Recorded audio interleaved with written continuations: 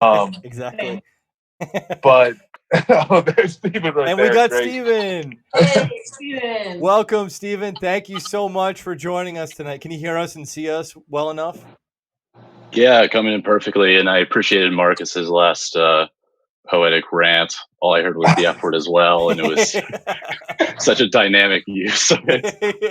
It's a very So thanks for versatile having word. me on. Yeah. It's a very versatile word, and we are not shy about trying to stretch the limits of using that word on this stream and on our Twitter account, as I'm sure you've seen, Stephen. So thank you for joining us tonight to talk about some of the research you and SPRI, the Security Policy Reform Institute, have been doing. We obviously we talked to each other on Twitter, and we saw some of this really awesome stuff that you guys were digging into about the defense industry's influence over Congress, and actually basically just very easily parsing out the data that was available to you on open secrets and the data that was available to you about how a particular member of Congress votes, and trying to compare those two things and see how they one might correlate to the other. Let's call it a correlation, I guess. But let's talk about first, please, Stephen, just tell us a bit about SPRI, how it began, and a bit about what you guys do in general, just to start us off. Yeah, thanks for that introduction. And I appreciate the work on the visuals. I'm excited to show them off and give credit to my new friends at Left Flank. SPRI, we're a grassroots funded think tank, leftists, and we started ourselves because basically we think every other think tank is dog shit.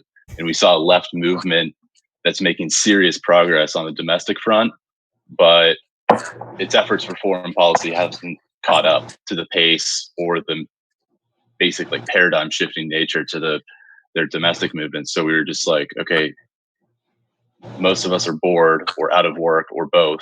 So we might as well try to make ourselves useful to those moments by sort of domesticating foreign policy in a way. Yeah. And so how long is SPRI, or SPRI as you referred to it? How long have you guys been around? About a year and a half. So, I mean, thinking about the thing, I mean, probably a little bit over 2, but we went public, so to speak, meaning we started tweeting a year and a half ago. Got it. Yeah. Awesome. And so tell us what was so you guys started out realizing, like you said, obviously we agree with you, the think tank space that we exist in, and I literally live near here in Northern Virginia, is dog shit. It exists to prop up the neoliberal institutions that currently exist, or the only other alternative to that is your Heritage Foundation Cato Institute bullshit, which exists to tear it down and not replace it, just give the rich more of their money that they already have. I think all of us would agree with you about that system is shit. So what was some of the first things that you guys started to dig into as SPRI when you guys started out? What was some of the first stuff you thought you could shine a light on that these other think tanks weren't? I guess just on the most fundamental level possible, just really interrogating this notion of national security, and security for whom is the central question that we're trying to ask. And the more it exists, it's seemingly on a different planet, but it's held to a different pantheon. I mean, overall, it's a myth. You can't really point to any sort of empirical evidence that pretty much every operation or spending priority taken in its name has yielded anything beneficial. And we saw it working against all these other progressive movements that we admire: Green New Deal folks, the Medicare for all people, the housing for all people, Black Lives Matter, saying, okay, well, it seems like the party really hasn't or these think tanks aren't really talking about their movements in a useful way, especially the foreign policy ones. You just wouldn't touch it.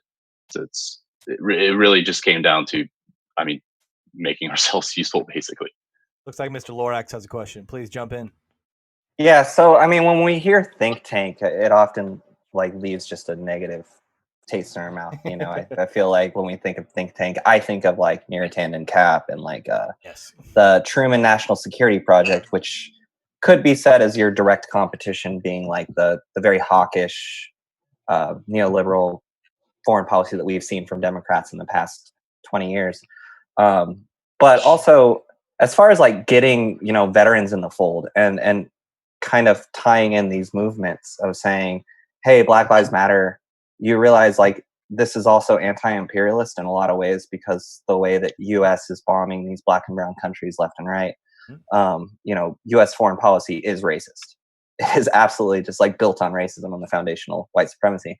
How do you kind of get more of like the left veterans involved? So you know, when you put veteran on in your group, you know, you're helping out that cross tabulation of like, oh, you have conservatives or you have Republican, like, who are, hey, they have a veteran in charge.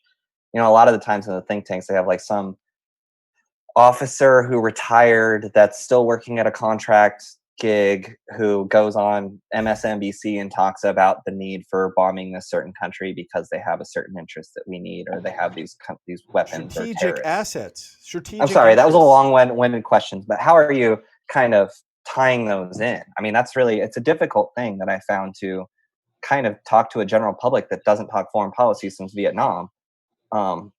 It's a difficult thing to really push forward. And I would have followed you on Twitter, but you're at 420 followers, and I refuse to break that number until someone else does. Oh man, you're right, Steven. You're gonna have a bunch of people who just can't hit the button because I can't. I followed you and unfollowed you immediately. I'm like, I can't take it off they're too 420. 420 friendly. It's about the greater good. It's about the greater good, and like, you know, life's shitty right now, so adherence to our values is all we have left. And I think, just first off, real quickly, I think you're right to have sort of like maybe a disgusted or nauseated feeling when you sort of think of think tanks, because it's sort of like, I mean, it's sort of a welfare program for retired members of Congress, just the way sort of lobbying is, and sort of like retired members of, you know, their staffs, in the same way that, you know, ex-military senior officers in the military go to boards of defense, you know, weapons manufacturers. But as far as, you know, getting veterans in the fold, I think, I mean, any left movement needs them. I mean, like, not just because, you know, they may have likely come from working class backgrounds, or at least have a familiarity with it, or maybe their peers or friends in the force had that same sort of experience. And, you know, and it's not just about like speaking of the horrors of war in first person, but also, you know, talking about the stuff that, you know, never mind this talk about creeping socialism, but, you know, in the military, you have the VA, you have housing that's subsidized. Yeah. I mean, it is socialism at work. And like, by saying that, I don't mean to like push out the role of neoliberalism, but it's like, we really have two separate economies going on: the war economy, which gets state protections, but doesn't administer them in any like real or competent or meaningful way, because the end goal is not to save or secure human life. It's for militarism. It's for imperialism. Yeah. So, I mean, veterans like have that direct experience and can speak not only very competently like you all do, but credibly, you know. So you've lived it and you've seen sort of just how it functions and how it could function instead. Yeah, if I can jump in, Please. and kind of bring up something that you brought up before with a lot of these other movements. How do you think that SPRI could kind of tie in or relate to the fact that, you know, if you're the Sunrise Movement and your focus is climate change, you can't focus on climate change unless you're focused on the number one polluter, which is the United States military. You know, if you're talking about so many different, like, even like workers and human rights and everything like that for employees, you know, something that we brought up, like we're the number one employer, the U.S. military's Defense Department is like the number one employer in our nation. Why is that? Asking the question to like, so yeah, when you're even talking about defund the police, there's so many of the reason why the police have these things that just trickle over from the military. So yeah, I guess can you speak a little bit to how so much of why the defense budget is such an important thing to go after, because it ties into so many of these other things. Yeah, that's a great question. I think, yeah, I mean, in order for any climate movement to be successful, you got to confront imperialism. But I guess the task is to do so in a way where we don't come across as someone who's trying to make our cause theirs or anything, or put it in a way or to show them how they're fucking up or just not Yes. fully aware of what they're doing. I mean, these people's cause are so important that if their cause means a lot in the foreign policy world, which it does, I mean, it's global climate change after all, and it could take us on a more cooperative path anyway. So I think these people have brilliance to such extent they are brilliant in ways that they may not read. So to kind of get them involved in that space, I think it comes down to just like communicating with them just as much as possible and showing them how the defense budget, it's not about adding new public funds, it's taking funds that are already there and converting them to your movement. And I think that's why, I mean, if there's one bit of language that I think I could change, aside from replacing, the emphasis on national security and moving that towards working class security, I think the main language thing I would change is just stop talking about defense cuts and start talking about defense conversion, because that's what you want to do anyway. Yes. I mean, sort of, it would spare our working class peers abroad to just cut defense, but the goal is to improve human life here as well. And I think it's really important to show that, okay, it's like we nationalize the defense industry, then we can start converting those assets, putting the people already involved in the industry to more productive purposes, and showing that, in terms of investments in public funds, defense is the least productive thing you can do with it from an economic standpoint and for other reasons as well. And I think the defense budget is obviously hideous to look at, but I mean, one tactic I use to avoid just drowning in cynicism is saying, okay, these are potentially funds that could be converted eventually to green energy or healthcare or something like that. Yes. Yes. And I don't think, obviously, like the majority of the body politic does not view it that way whatsoever. Like I said, the think tank structure here in the swamp is either expand it or cut it entirely, so that for libertarian nonsense reasons, like let's destroy the current structure in place, because I don't want my tax dollars going towards that, because I have all the AR-15s I need to protect my 8 acres of land. Like I don't Right. need more Tomahawk missiles, overseas. It's just like an issue of taxation is theft, as opposed to that money should be going towards public transportation or healthcare or something like that. Right. And even on a tactical matter, that's not the right way to go, because, I mean, confronting the forces of corporate militarism is the same. It will require the same sort of mass movement as confronting the forces of capitalism in for any other cause. Mm-hmm. So you need to recruit enough bodies. And speaking in the language of cuts, I mean, that's sort of where the environmental movement fucked up in the 70s. Jimmy Carter's like asking the American people to sacrifice. And it's like, Yes. I mean, okay. I mean, like, I'm fine with moral appeals, but like, we should really like point the finger at who's really like largely responsible for this stuff. And not only So that, I but think like, just what's in it for me? What's in it for the average American citizen? This is an issue, like we were talking about earlier before you got on, Stephen, about how like it is scary that Trump recognizes right now that he can say things like the Democrats aren't doing it. They don't care about the people. They don't give a shit about them. And he's right. Like he's not wrong. Like Nancy Pelosi has a freezer for all of her ice cream. And he recognizes he can use that against her in the messaging. And he's not wrong about that. I don't believe for a second that he gives a shit either. But you're right. You can make a moral appeal and say, well, you can stick your noses up at like the people who have nothing already in this country, or people who don't have access to healthcare, or don't have access to some very basic need in order to survive as a human, especially now in the time of Corona. And you can look down your nose and tell them, well, climate change is still a thing. Like, I don't have a place to live, motherfucker. What are you talking about? Like, wait, you cannot pay bills on hope? Yeah, I didn't know that.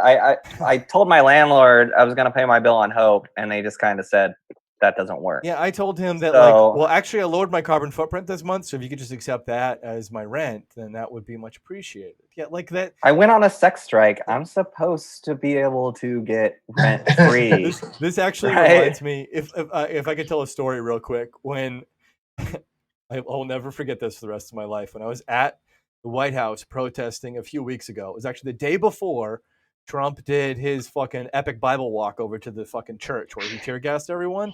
I was outside the White House, and I was at one point they called. They're like, "Hey, like white people, get to the front because they won't kill you." And I was like, "Good point. I'll go to the front."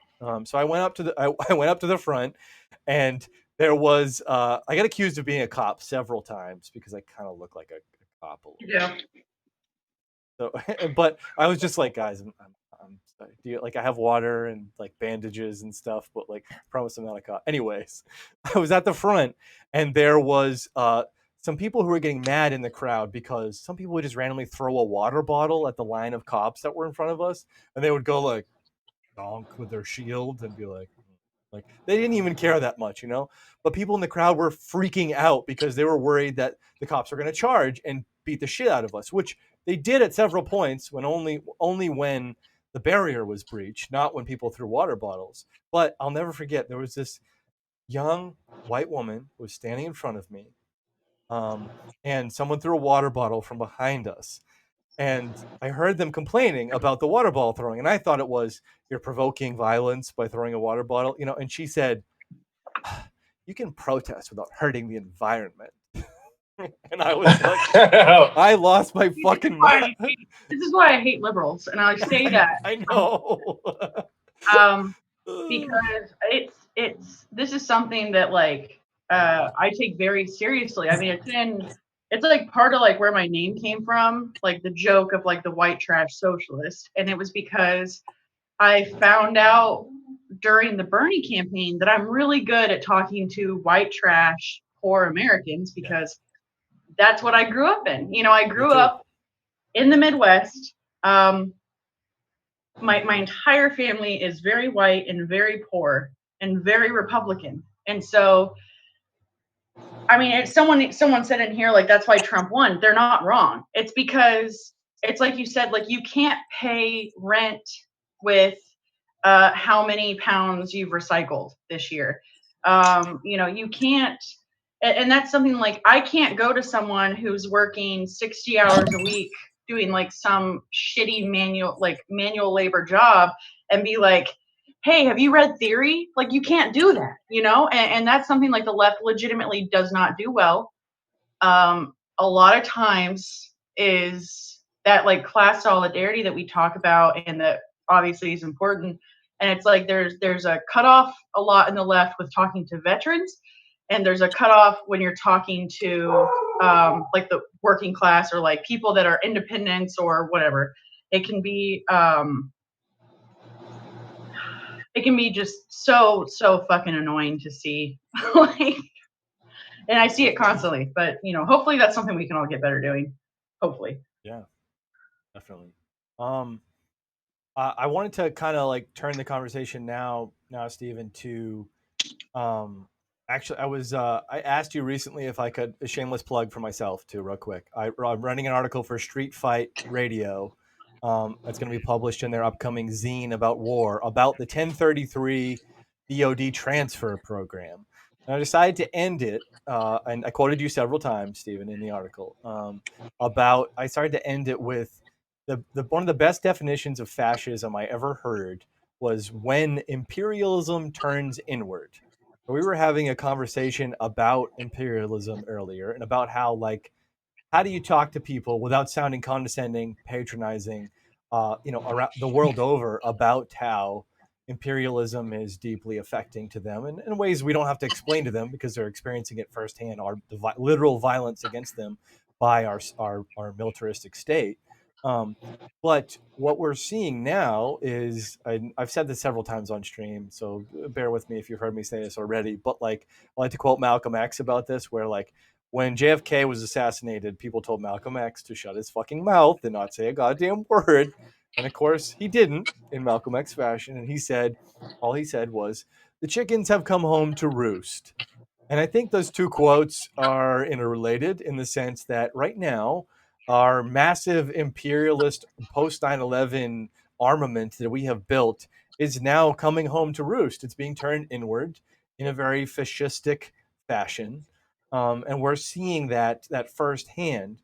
And one of the ways that is happening is through the DoD 1033 transfer program. So could you give us just a basic history of that program, what it is, and how it works, so we can have a larger conversation about that? Yeah. Well, in terms of like the overall shape of the thing, I mean, it's the mechanism that sort of empowers that circular flow of militarism that you just described, with some really good quotes in there too. Uh, Thank you. yeah. So it basically DoD started giving or transferring military equipment to police forces during, like, in the context of the war on drugs, and then over time, it sort of became more permanent. Like, it just started out as sort of this temporary program, but then over the years, it sort of grew in size. It kept getting extended and extended. Its scope being sort of expanded. So, from like the 80s to like when it became formalized in law in 97, when Clinton signed it into law, Yes. it was war on drugs, but it was all like counter to fund, or the justification was counter narcotics. Yes. But Originally then with Clinton, Reagan, right? yeah, yeah. So Reagan starts the war on drugs, and then Clinton codifies it into permanency, and to make it permanent in 97, right? Wait, I thought Nixon started war on drugs. Well, sorry, like the expansion of the war on drugs in the late 80s by the Reagan Yes. administration. The original, sorry, I'm interrupting Steven. I'm raining on his parade. I apologize. But like the point I wanted to touch on, which your research helped me uncover. I'm just quoting you here. I'm not I'm not sharing anything original research myself. This is actually Steven's research that I'm talking about. But about how Reagan originally, in his expansion of the war on drugs in the late 80s, basically decided we have a surplus of all this military weapons, and he created a mechanism to bypass the Posse Comitatus Act, if that's how you pronounce it. It's Latin for basically like separation of military and law enforcement in the United States. And he wanted to create a mechanism so he could bypass that on a temporary basis. And that progressed into the late 90s, where Clinton actually made it permanent through the NDAA of 97 and the 1033 program. Am I correct about that? Yeah, that's exactly right. And then I think in 2015 or 2016, Obama signed into law an NDAA.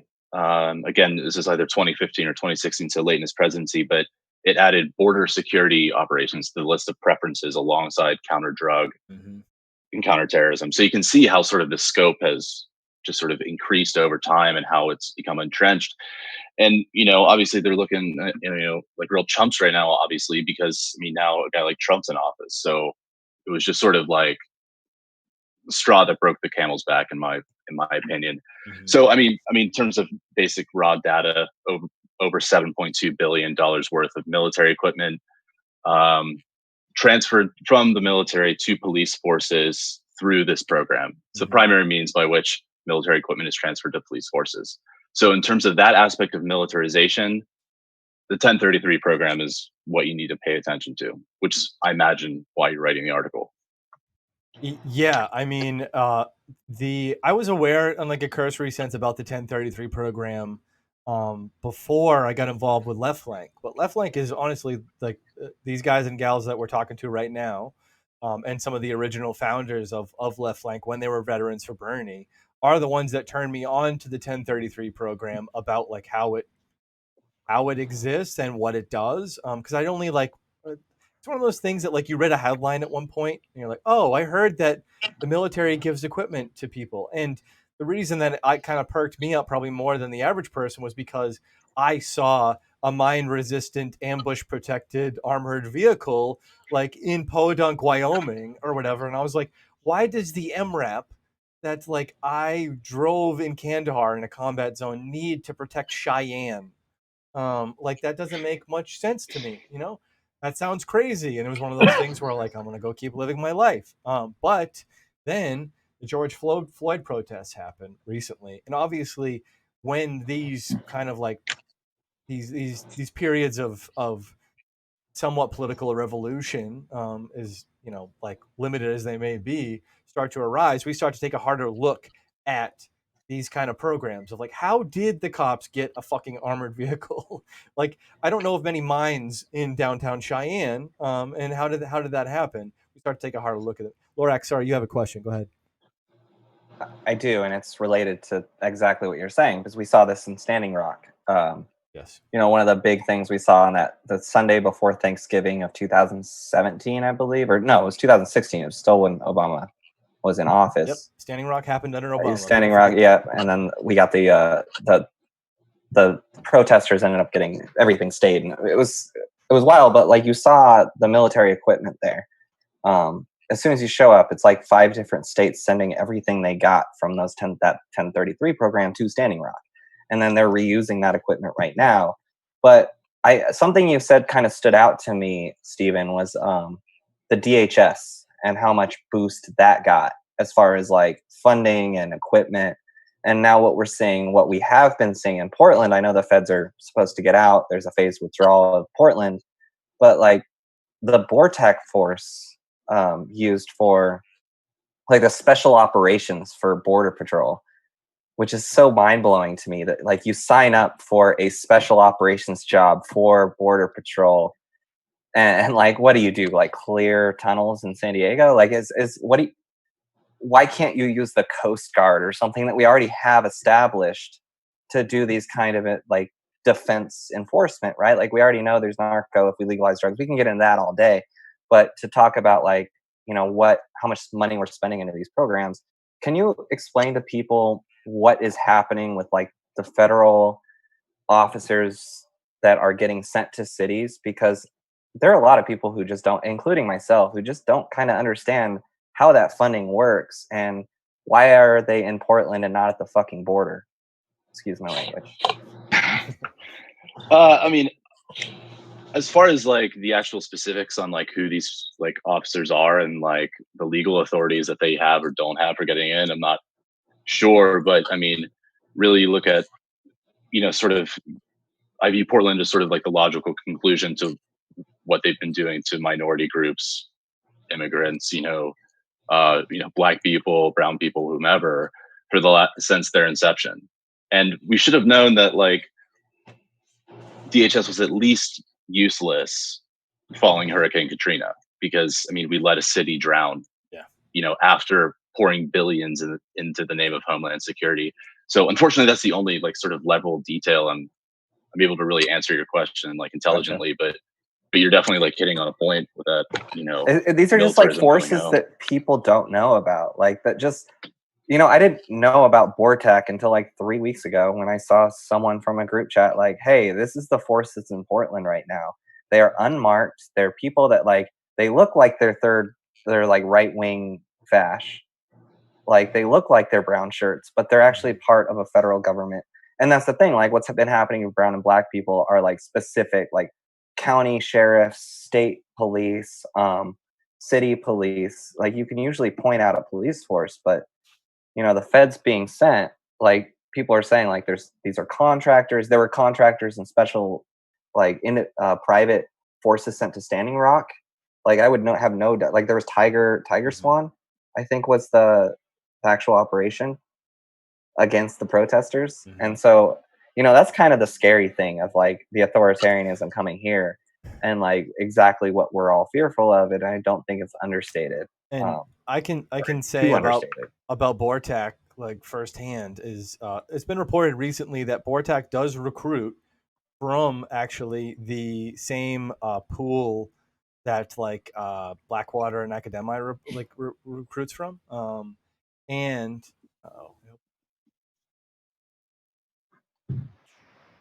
notice my screen go blank. Can everyone still see us in the chat? It's still good. Still good? Okay.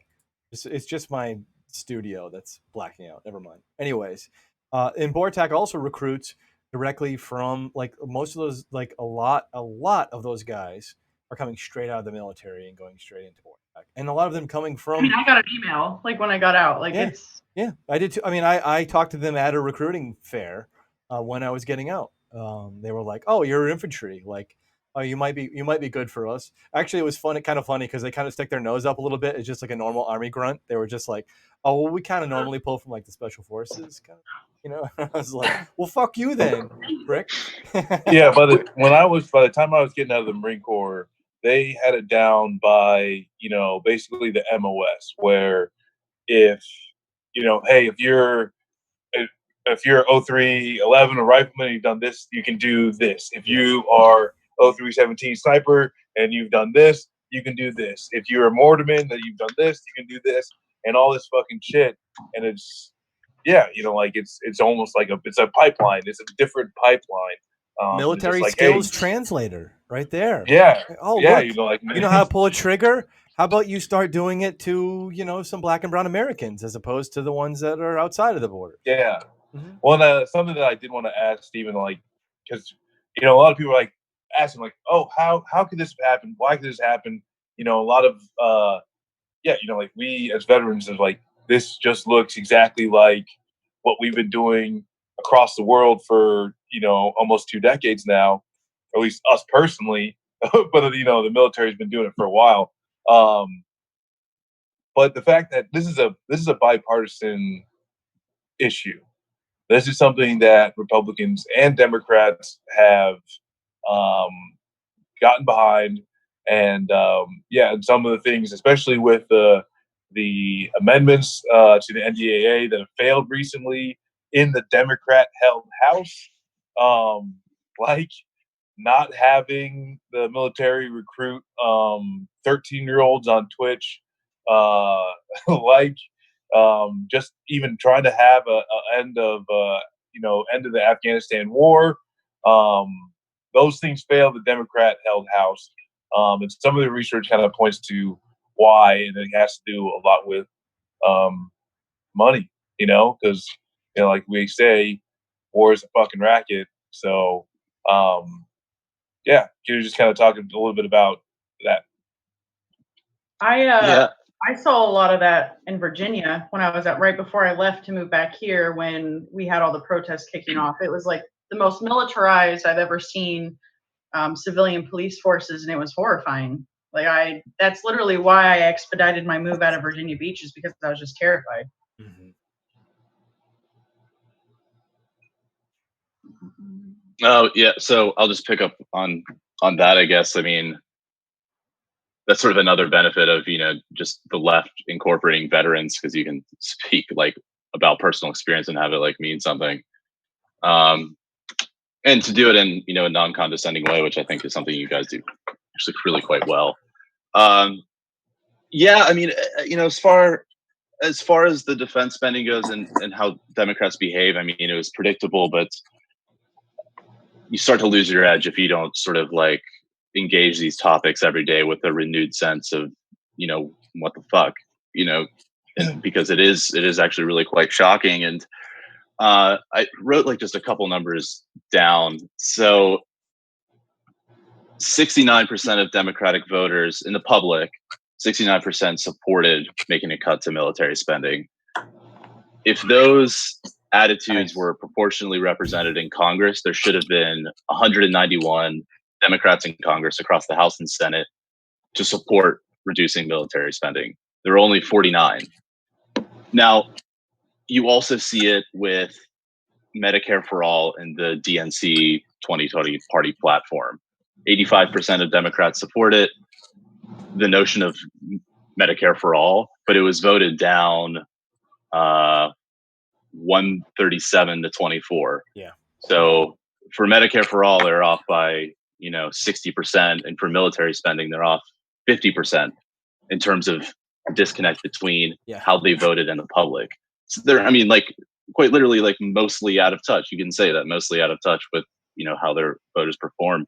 Yeah. And it is a bipartisan problem, and I don't think there's really a bipartisan solution to it. It's not like these people are suddenly going to rediscover, Politico just published a compelling argument authored by Senator Sanders, one of our most popular politicians, saying that making a correct case for reducing military spending for liberals, or basically the left. And then there's another one for the right. The members of Congress live in what I would argue is a different planet, really. They're insulated because of their class standing, because of all the legal and monetary privileges that their class position affords them. So I don't have a lot of faith that they'll just get back to their liberal or conservative values, whatever one supports reining in out of control military spending. So I view it more as a class problem. So one of these parties has to radically change, and I view the Democrats closer or more vulnerable, at least. Yeah. So that's No. why I spend so much time criticizing them. Because Yeah. Us in a too. way, I mean, they're my own. You know what I'm saying? We would Yeah, hope. no, and I think that's something that a lot of us feel, is that the Democratic Party is the closest thing to our values. At the very least, they say things that that we agree with. But something that you did touch on that is kind of like it's hypocritical on both sides, is that it's not conservative to want to spend so much money, going across the world and getting involved in everything that we possibly can. But that's just what happens, and it's also not liberal to want to, spend the same money bombing countries all over the world. So it kind of even shows how much the military industrial complex and big money interest just has our government by the balls.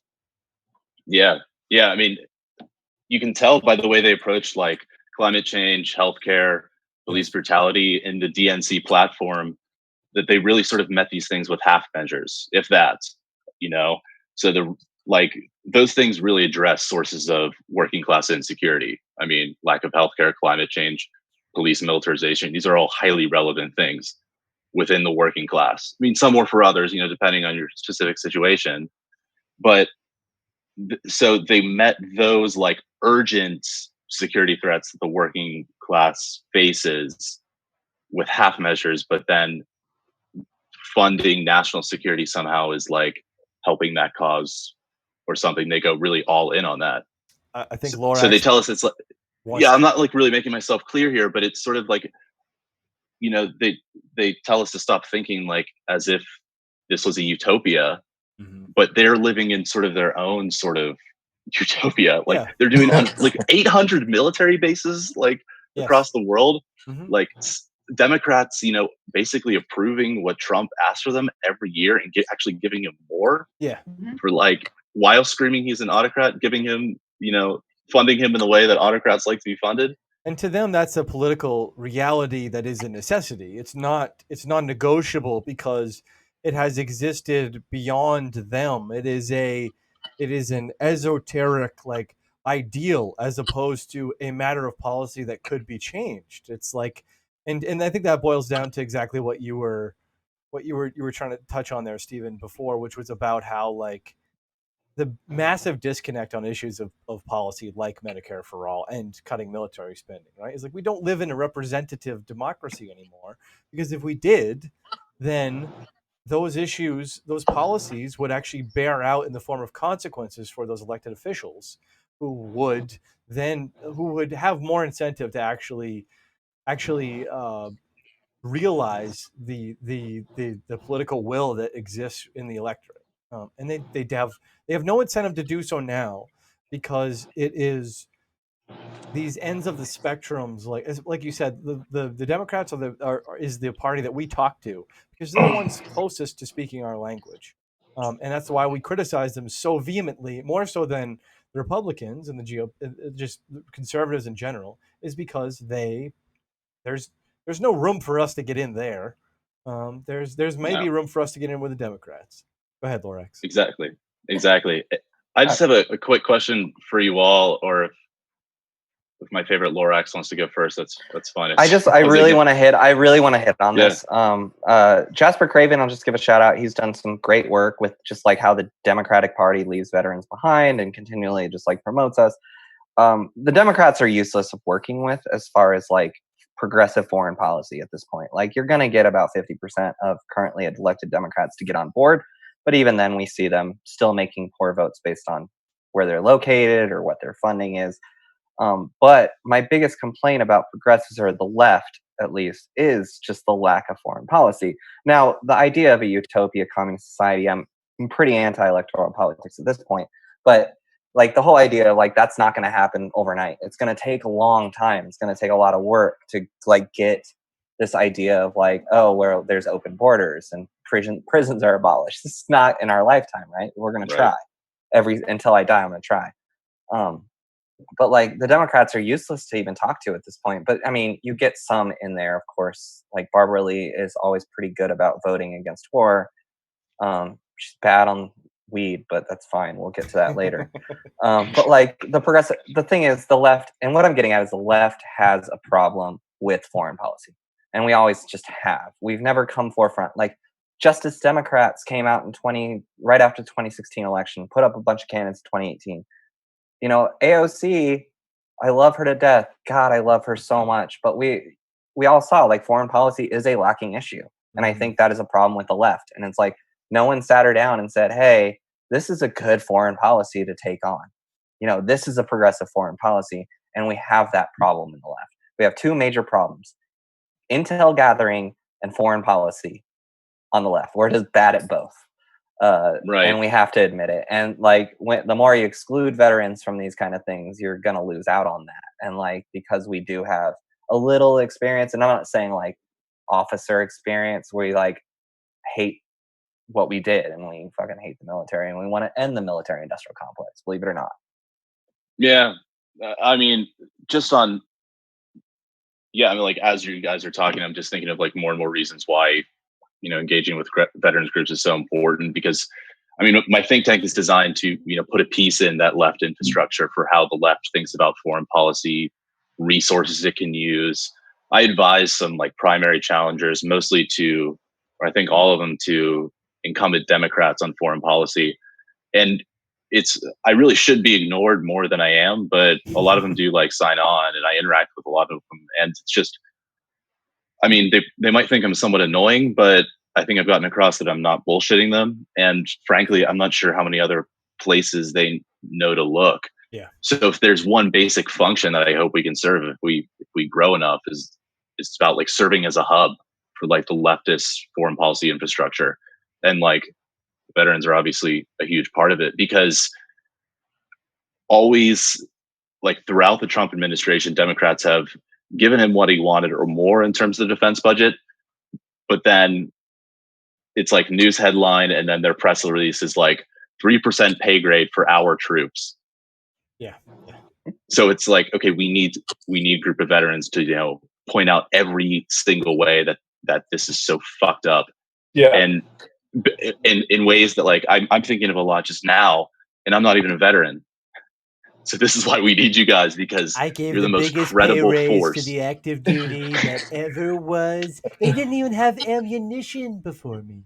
Look, They didn't have any ammo. I bought a Lincoln LS 2002 when I was 18 in the Navy when I first joined, and that thing lasted like 8 years. I had no money for like 3, but that was under Obama. 40% All interest right. rate, right? Well, I think I'm the only one here that served under Trump, correct? Like as my commander in chief. That's true. Yeah. Technically, I was inactive reserve under No. Trump. Oh my God! No, shut get up. out of here. Oh, boo. Off.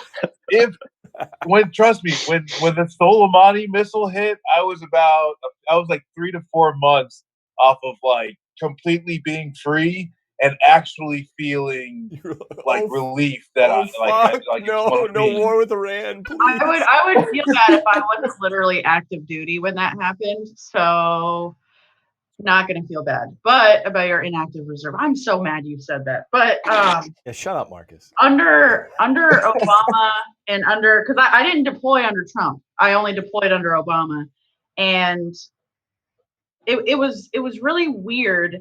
And that was like one of the things that radicalized me, honestly, and like made me realize like, oh shit.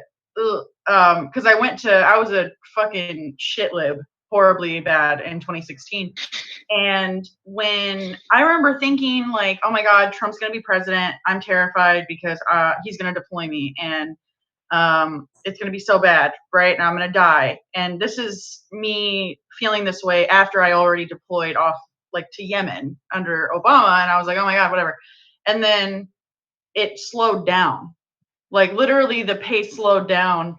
And so it was weird because it was like, that's really when I started realizing like it was just a bipartisan thing. Like no matter who's in office, we're going to be doing dumb shit. We're going to be, fucking with other countries. And just over time, it's like, I don't know if like the Democrats are just really fucking bad at hiding how useless they are sometimes. But when a couple weeks ago when we tried to pull out of Afghanistan, and it was like, no, we can't do that. It's just like time and time again. It's just like, Well, because the Russians, I mean, Yeah, I think Marcus and I talked about this. We've been dodging KGB agents left and right. They got $100,000 bounties on our heads. Yeah, we have to, just try to stay alive out here. But no, I think one of the grossest things too is that during the like the current holiday, the current Islamic holiday that's going on right now, there is a peace peace agreement going on in Afghanistan, and no one wants to talk about that shit. And now that it's some great thing, it's probably gonna fucking fail. But if anyone knows anything about warfare and peace treaties and how many times you kind of have to fucking whack at the tree before it falls over. Everyone has to be talked every time, peace is come to for even 12 fucking hours. We need to talk about it. We need to talk about how to make it last 13 hours. This is how the light bulb gets, to where it's at today. But we can't ever do that.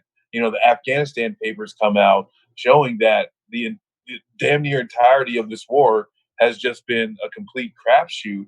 And it's kind of just a blip on the news, and then we just go back into it.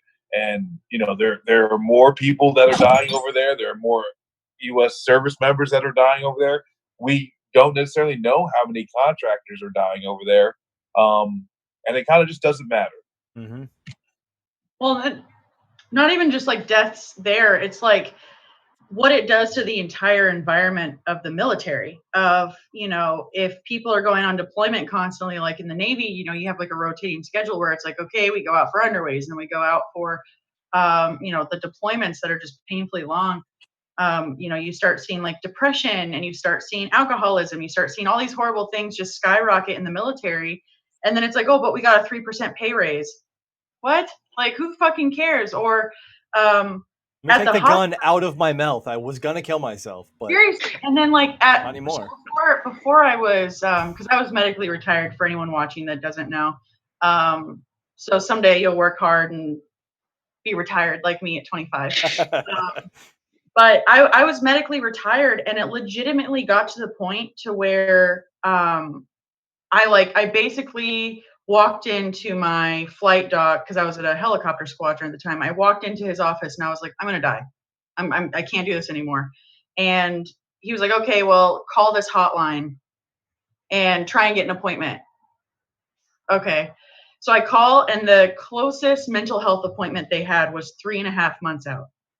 Right. 3.5 months. And I was like, what the fuck am I supposed to do in the meantime? Like, and they literally were just like, go for a run, or like, do you have like anyone you can talk to, and all this other shit. And I was like, and the only reason why it got bumped up was because I had just reached a point to where it's like I couldn't even function anymore. And it was like, all right, we can't use her labor anymore. Just fucking put her in. And then all of a sudden it was like, damn, bitch, you live like this? And then I was, I literally had one mental health appointment, and they were like, bitch, we gotta get you out. And they did. And but so many people don't get that, especially men. They do not do that shit for men ever. They're like, you're fine. You're all right. Yeah. Well, here's some opiates. Suck it up. Anyway, Steven, I think you had another topic to go on to before I had a bitch about healthcare. Sorry. We all just kind of went on it was great, and I loved it. Wait, I want to rant for 15 minutes. Give me. Hey, fuck off. It was like 2. Steven hasn't talked in a while, and I just want to get him involved here as far as like, go ahead and lead us, sir. You had a question, I think, for us, right, Steven? Oh yeah, you had a question for us. Yeah. Well, the question was, it had something to do with how you felt about every time you hear the "Our Troops" line. Which is basically you're asking for us to rant. Like the Soleimani, yeah.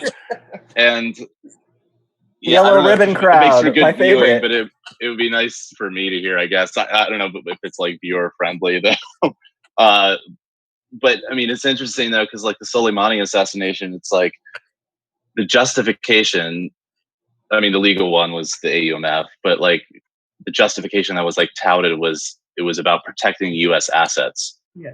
You mean U.S. people who were somehow still asses. over there in the first place? Yeah. Oh, hey, yeah. That's And I think that's the most annoying thing. In like, I guess if there's like the unpopular take that we've like tweeted out, it's like I can't give a shit about Russian bounties in Afghanistan until you give a shit about why we're still in Afghanistan. Yeah. It doesn't make any sense to be there, so what's the point?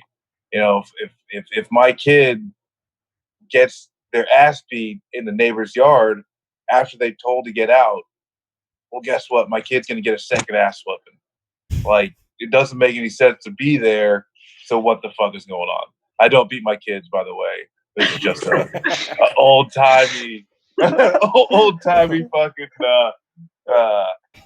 metaphor, I guess. But no, it doesn't. It just doesn't make any sense, And like for me, I see it as just another way to increase the military budget. I see it as a way to expand the military-industrial complex because we can't care about election interference or just having a good election process unless it's about the Russians or the Chinese. And then of course with all the other things that are going on, it's always about these national assets that no one really knows about or understands, or strategic interests, all this bullshit that they say. And so yeah, I think it's a lot of bullshit. I hate hearing our troops because no one really gives a shit. I would add to that too, Marcus. Like we talked about this on we get interviewed for the This Is Revolution podcast recently. So I'll repeat myself what we said on there. But we talked about how like there's different kinds of ways that the troops are used in terms of foreign policy and domestic policy, right? Like, but it all boils down to the over romanticization and the valorization of the troops as an entity, right? And we as veterans and there's active duty people in the chat right now talking to us, by the way, who are like overseas watching us talking about like as conscientious objectors who are sounding off in the chat. So thanks for being here. But the idea that like we as veterans and active duty members should be actively fighting against the over valorization and romanticization of the troops, because it is inevitably there is an ulterior motive to that, and it is always to weaponize us as a group. And the example that I used recently was about how fucking Haley McEnany, the White House press secretary, recently tried to say, as a justification of why all these forts were named after Confederate generals, she tried to say, "Well, listen, some of the troops, that was the last fort they were at before they went and died in Iraq or Afghanistan. And how can you change the name when they died and that was the last piece of American soil that they saw?" And I lost my mind. I left my body. I entered the third realm. I looked down upon myself and achieved the opposite of nirvana, whatever that is. It was pure, unadulterated rage. Because, and the analogy that I had, direct analogy I have is I went to Afghanistan from Fort Lewis in Washington State. When I came back, it had become Joint Base Lewis McChord. They decided the Army was smart and was like, we're going to get some of that Air Force budget. We're going to combine with the Air Force base nearby. But you know what? No one asked me when I was in Afghanistan about to die, like, do you care if the fort is changed to Joint Base Lewis McChord? Will you die, Sergeant Warlock? Will you still die for freedom if this fort changes? And I was not asked this question. Apparently, I should have been. And that's bullshit. Right. You need to be asked. Wherever you're stationed, I swear to God, if they ever changed Naval Base San Diego I'd be so mad. It's fucked. But not only that. I mean, you see it. So that's a way that the over romanticization and the valorization of the troops is used for foreign policy. But you see it in domestic policy too. Let's talk about Colin Kaepernick real quick. Let's talk about American hero. Yes, and American, I love it. It literally blows braver, the literally right braver than wing's all the minds. troops. Braver than the troops. Yes. And I say that as a veteran, absolutely Yes. braver than anyone I served with. That's for damn Yes. sure. Chris Kyle, Dan Crenshaw, they can blow me. Colin Kaepernick. Fuck Chris Kyle. You're Quote me. Yes. Fuck all of them. With Go ahead. yeah, no, the Kaepernick stuff kills me. It particularly because, and a lot of people won't know this because it gets bogged down in the what about the troops discourse that you asked about, Stephen, is that Colin Kaepernick was originally sitting during the national anthem because he wanted to protest that a country that he believed hated him and his people, and that was actively killing them. And he wanted to use his platform. He felt like, I have a platform to actually maybe be able to draw attention to an issue that people are choosing to ignore. So I'll sit. And then people got pissed because they fucking suck and they're stupid. And then so he talked to he sat down with this Green Beret, Nate something, I forget his name, veteran guy. Nate Boyer, yes, thank you. He sat down with him, and Boyer said, you know what, traditionally, like what you do in this kind of situation is if you want to express your displeasure with a particular thing, is just take a knee. Like you're taking a rest. You're not taking a seat. It's like it's a half measure that I think is more appropriate. And of course, he did that, and no one gave a fuck when he yelled from the rooftops repeatedly, I talked to a veteran about this because I don't want to piss off military families. First of all, who gives a fuck about military families? Who gives a fuck if you piss them off? Good. The more they get pissed off, the more attention that's drawn to the issue that he is trying to draw attention to, which is legitimate and horrible. Like the idea that like the flag doesn't represent me, this national anthem doesn't represent me. I'm not proud to be an American because I'm hated upon. You know, the Black Panther slogan of like, no Vietnamese ever called me the N-word. And so why would I go be drafted and fight in a war for a country that hates me? Similar thing in the Kaepernick sense. So Nate tells him this and the whole country flips out. So my argument would be that every time someone trots out our troops, it's an opportunity for you, if you're a veteran, to tell them that like the troops are it's a job. It's a fucking job. And it's not all that different than most jobs. In fact, it's not all that much more dangerous than most jobs. Like crab fishermen and fucking deadlift catch is way more dangerous than being most troops.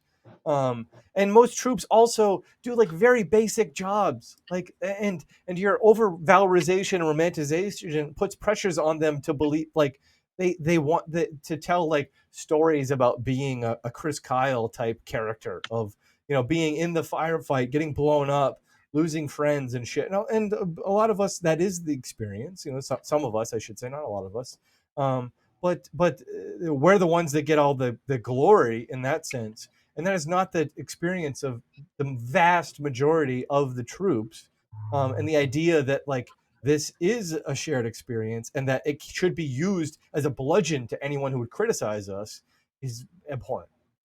Okay, I'll shut up now. Right. Go ahead, Lawrence. And I knew when I want to follow on that, it's just like, you know, there's also that argument within the veteran community too. Like you have combat veterans, you have non-combat veterans, you have wartime vets, you have peacetime vets, and you have that, but they're, you know, in the leftist community, it's kind of all over. But as someone who didn't see combat, you know, it's difficult to be in, you know, in that anti-war environment because of that like stigma. But we were all part of the military industrial complex. We were all a cog in the massive machine that creates what we are doing every single day. We all signed our life away to a certain organization that controlled what we did and what we could not do. Constitution be damned. It didn't matter. Once you sign up, they can send you wherever. I mean, Eric was in the Navy. It's rare that Navy sees combat, but it happens a lot. The Navy actually flies more than the Air Force, but like people didn't know that kind of shit. Just throwing that out there. Sorry. But like the Navy, like it's called IA, individual augmentee. You just like get pulled from a ship, get put with some army platoon, and like, hey, you're gonna go to Afghanistan with them, and then you're gonna go back to your shitty tin can of a ship after a year deployment and go deploy with them overseas, like on a ship. You're totally expendable. And in this whole idea of like civilians looking at us as like some sort of, I take advantage of the free meals on Veterans Day. I will fully admit it. I like Hell not yeah, spending give me that money. fucking free shit.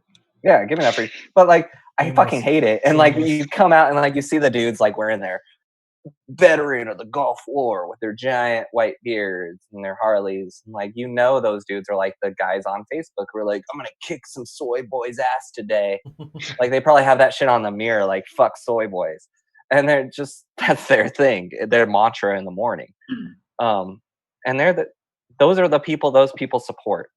It's never like you can be a leftist veteran and go to them and be like, hey, I was in this war. Even if you were combat, if you have a Purple Heart, it doesn't matter. Like you go to these people and you're like, hey, the war's fucked up. The military's fucked up. We should take money from them and put it somewhere else. They're still going to be like, hey, you see that yellow ribbon right there? That's what I support. Who are you? What kind of veteran are you if you don't support the President of the United States, President Donald J. Trump? The part about with supporting the troops, or when people bring up the troops, at least in my experience, like in real life, of course, and then just online, when they say the troops, they're talking about white men. They're talking about a very specific picture perfect World War II style, you know what I mean? Like Tom Hanks, Saving Private Ryan, Dick Winters, Band of Brothers. I mean, Chris Kyle. that's what they're picturing when they're talking about the troops. They're not talking about women. They're not talking about anyone that's not a white guy, and a very conservative white guy who's married to his high school sweetheart and has kids that he never sees. That is what they are talking about. Carries a Bible in the left, like front left pocket of your flak jacket. To catch the bullets. And like unironically drinking Black Rifle coffee. And he that's like what they're talking about when they're talking about the troops, because there's plenty of troops. There's plenty of people that will not have that view. I knew a lot of people that fucking hated the military that are still active duty and are just there because they have no other choice. Or maybe they've only been in for a couple of years, but you can't just leave. You can't just quit, But like with being a woman, if I try and critique certain things, or if I try and bring up certain things, you get attacked. You do. And, one thing I was a huge advocate for was, victims of sexual assault within the military, because it's just horrible. Like, I think it's 25% of women will be sexually assaulted in the military, like full on. 80% will be harassed. Yeah. Like basically everyone's harassed. And it's just like, you just got to get over it. When the young woman died or was murdered, like on Fort Hood, in broad daylight. Where's the my troop people? Where are the people that supposedly, were upset about someone kneeling during a national anthem? Which, by the way, the big thing that I have a problem with that is the military recruits via sports games. That's what they do. They literally, it's just propaganda. They do these flyovers, this giant ass American flag and some great rendition. That was like the first thing I saw, because basketball's back.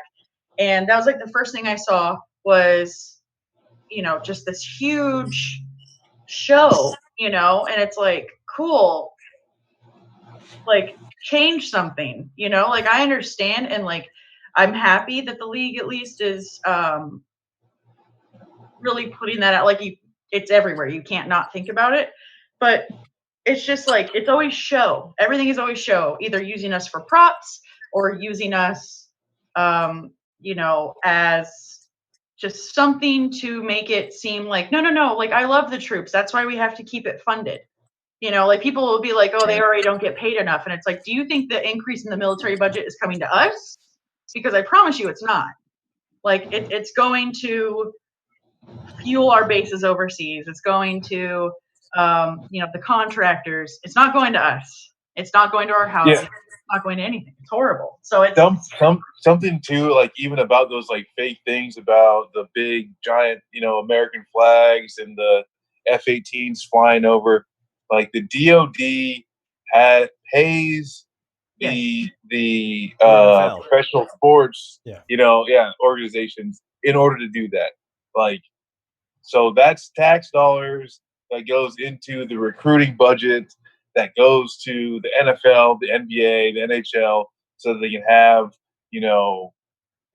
the goddamn Patriots on ice before every NHL game to show you how much you love the troops. Well, that was a scandal when that came out, though. It was that was 2009 when that happened, right? So the Pentagon signed contracts with the NFL in 2009, right after the, unsurprisingly, this troop surge in Afghanistan under Obama. Come die. He surged 10,000 troops in Afghanistan, and then they was like, Pentagon, hey, we got NFL to get people on our side and forget about the troop surge. They paid him I think it was, I'm trying to find the exact number, but it was 14 teams, $5.4 million to salute troops. Yeah. And they weren't even forced to stand outside for the national anthem until 2012. Yeah. And then it was 2015 when Kaepernick knelt, and that's when all the articles were like, hey, the Pentagon's paying the NFL to do this. It comes through. I mean, this is the oldest story in the book. You create games to distract the public, and they did a really good job of it. And they've been doing a very good job of it for decades. It's a by the pandemic, it creates the perfect environment where there's even though I was sitting here watching hockey since 8 a.m., I've just been watching sports all day. And it's oh yeah, I forgot. We have a stream today. It's I'm not gonna lie, this is going on in my background right now. While I talk about this, I got Montreal and showing Pittsburgh. how the sausage is made. God damn it! But yes, the whole idea of the troops, it's like a gag reflex every time I see it. Every time I see a yellow ribbon. Today I got a COVID test this morning. I was on my way back from I was behind a Marine. It said U.S. Marine Corps, and and they had a purple support our troops, and their window was down. I was like, eat enough crayons today, Marine, and I just drove off. I'm dead serious. That a legit story happened today, and it made me mad. And there was nothing, there's no stopping an angry white man from telling you their opinion, and I told them my opinion. No, it is funny though with the last thing for me at least about with my troops. We were talking about how people are just in general bad about foreign policy. Most Americans have no idea what's going on outside. Most people actually don't even know what's happening inside the country, to be fair. Yeah. Well, they have lives. Yeah, I mean they're too busy, working 2 jobs just to cover rent. But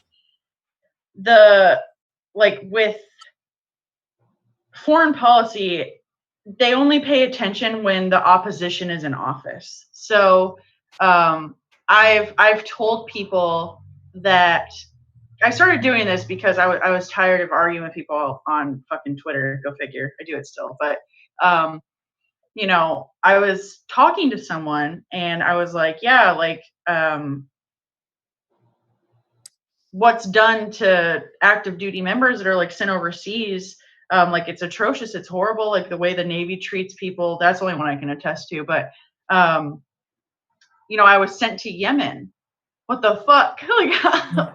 That's ridiculous. And people think that happened under Trump, with the way I talk about it. And it's no, that was in 2015. That was under Obama. And then if people are a Democrat, they either call me a liar, they will straight up say we never did that, even though they can just look it up for themselves, or they'll brush it off like it's not a big deal. And it's no, we aided Saudi Arabia in a mass genocide in Yemen. That was Obama, that was not Trump. And they're like, yeah, but McConnell. Yeah, but McConnell and the Republicans.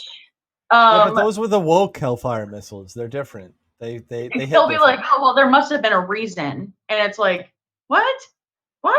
And it's just that's the only time. It's the exact opposite. Like, you know, conservatives were the ones calling out Obama when he was there, even though they all were, you know, jerking Bush off for 8 years. And I'm going to blame the Truman National Security Project on Obama's foreign policy problems because they were a big part of his think. They were the biggest think tank for them, and they're so quiet. And a lot of people on our chat will not know who the Truman National Security Project is. I don't even know. If you go to Charlotte Clymer's Twitter right now, she has Truman NatSec Project in her bio. I have a guy out here in San Diego. He's the biggest douchebag piece of shit in the world. He claims he got kicked out for walking in a pride parade in uniform. He got kicked out for a goddamn ARI, but he uses it for his political clout. And he says, I got kicked out for walking in a pride parade. There were multiple reasons he got kicked out, but he got higher tenured out because he didn't make rank. And an ARI. But it was part of like the Don't Ask, Don't Tell repeal. And he was like pictured behind Obama with, you know, when they signed it, and it was like a big deal in 2011. I was deployed during that time. And that was before I was even into politics. But I looked up this dude's history. All he does is just like post HuffPost articles about some bland ass foreign policy about like gun control. He'll latch on to a topic and be like, I'm a veteran. I'm gonna talk. Dude, you were on one ship like me. Like I'm not gonna use that clout. No. There's no reason for me to do that. I know nothing about gun policy. I've never worked as a veteran. Yeah, he does that shit. And that's the way the Truman National Security Project is. And you can see people on the left who have left the Truman National Security Project are like, it's kind of like people who leave CAP. You know, Faiz Shakir left CAP. Warren Gunnels, I think, was even part of like CAP at one point, or some big foreign policy wig. Matt Duss. Matt Duss. Yes, sorry, Matt Duss. He's Bernie Sanders' foreign policy, who actually got him back on track on foreign policy. He was a member of CAP. So, like, people left CAP and are now actually cool. And people who have left Truman Project are cool, but you still have the Charlotte Clymers and, like, those people who are really high up. Charlotte Clymer can go to any politician in the United States and be like, hey, I want a meeting. And they'll meet with them. Like, that's it. In keeping with that, let's transition with Stephen here to actually his most recent research. That actually been helping a little bit with, I'm proud to say, because it's awesome, and I wanted to help visualize it.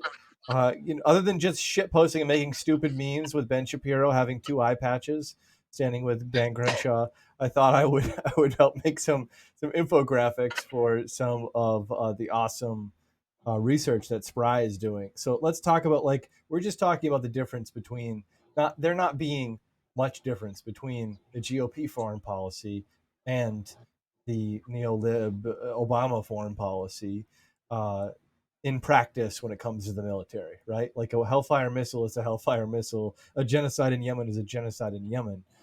Let's talk about how that actually boils down in the House and the Senate, according to your recent research, Stephen. Do you just want to give us an overview about why you decided to take a look at this and kind of some of the things that you found there? Yeah, so I basically, for the methodology, I guess, I just took every member of Congress, or every Democratic member of the House, every Democratic member of the Senate. I logged how much they took from the defense industry and campaign contributions so far in this election cycle. So for the House, that was the range of that is 2018 to so far in 2020. Yeah. And for the Senate, it's 2015 to so far in 2020. And initially I was thinking, okay, I'll just sort of like, there's a few members of Congress who I think are more productive and are more vocal about, reducing defense spending than others. Yeah. And I wanted to see if there's a correlation between the people who are saying useful stuff and the people who are saying nothing at all or very counterproductive stuff. And I think that would have held true, but I was looking at the votes anyway for the authorizations bill, the NDAA, that authorized 740 plus billion in military spending for this next fiscal year. So I was looking at the votes anyway, and I said, okay, well, I already have this data anyway. So I just plugged in the votes for that NDAA for the House and the Senate next to their campaign contributions for each member. And then I did their votes on a 10% reduction in military spending. So that would be the Sanders Amendment in the Senate and the Mark Pocan Amendment in the House. And the results are basically what you'd expect. I mean, the more money that a member of Congress takes from the defense industry, the more likely that they will vote in line with what the defense industry wants, something that helps their bottom line. So, I mean, at its basic core, you can find out how much your representative or senator, their links to the military industrial complex and how they voted. But basically, it's just a public service to show that, while it's a lot of like Democrats will sort of blame Republicans for everything, and I'm not trying to exonerate Republicans here by any stretch, but yeah, it's not as much a partisan struggle in my world as it is a class struggle, or else there wouldn't be this disparity between what Democratic voters want and what Democrats in Congress deliver to them, whether that's healthcare or military spending. no war but So, class. And I think and just to jump in real quick about some of the numbers, I think on average it was about 30,000. But obviously, when you get an average, that's taking like a lot of Democrats taking in the tens of thousands of dollars, and then a few Democrats that are taking over $100,000 in campaign contributions or political contributions from defense industry. Well, let's do a case study there, Stephen. Do you want to talk about Mr. Adam Smith real quick? Give an overview of him and why he might be the most egregious perpetrator of this particular phenomena that we observed. Okay, so we'll get to like that thing you sent me about what he named that one PAC that supports him. It's also an acronym for his name. But Adam Smith is the chair of the House Armed Services Committee, which is in charge of the NDAA. So if I was in this government relations for a while, so I don't know if like basically president proposes, Congress disposes. Armed Services, House Armed Services is responsible for writing the policy bill, meaning, you can spend X amount on this, you can do Y, and then the appropriations come in and either fund that stuff or they don't. So Adam Smith is the chairman, which means that right when it leaves the president's desk, it goes like the different bills that the president recommends, or the different funding amounts rather, goes to Adam Smith first, basically, in his committee. And then once they release their committee draft, that's when it's opened up for amendments. But amendments can be meaningful. Like, no question that Ilhan Omar's amendment to withdraw from Afghanistan would have been extremely meaningful. Yeah. But once that structure is there, that establishes like a pretty rough estimate of what military spending is going to be, it's really hard to change it through amendments. There's all sorts of legal encumbrances to proposing amendments. It's just a lot harder to, do something productive during that cycle. And keep in mind that this is, it's easy to keep in mind for us, public health crisis, but that committee version that Smith authored with his constituents on that little board before releasing it, that was completed in the fastest time in 20 years. Like during a fucking pandemic, that just like seemingly like that, like. Well, he just had to send the facts that Raytheon sent him straight to them. Like it was that easy. He didn't have to take that long. They were like, "This is the budget we would like," and he said, "Yes, sir, Mr. Raytheon. There you go." Yeah, and the strange part is, as I'm thinking about this, is it like, okay, is this more corruption or is it ideology? And I think both can happen at the same time. Yes. So I think like Smith is rewarded. I honestly believe that Adam Smith means what he says.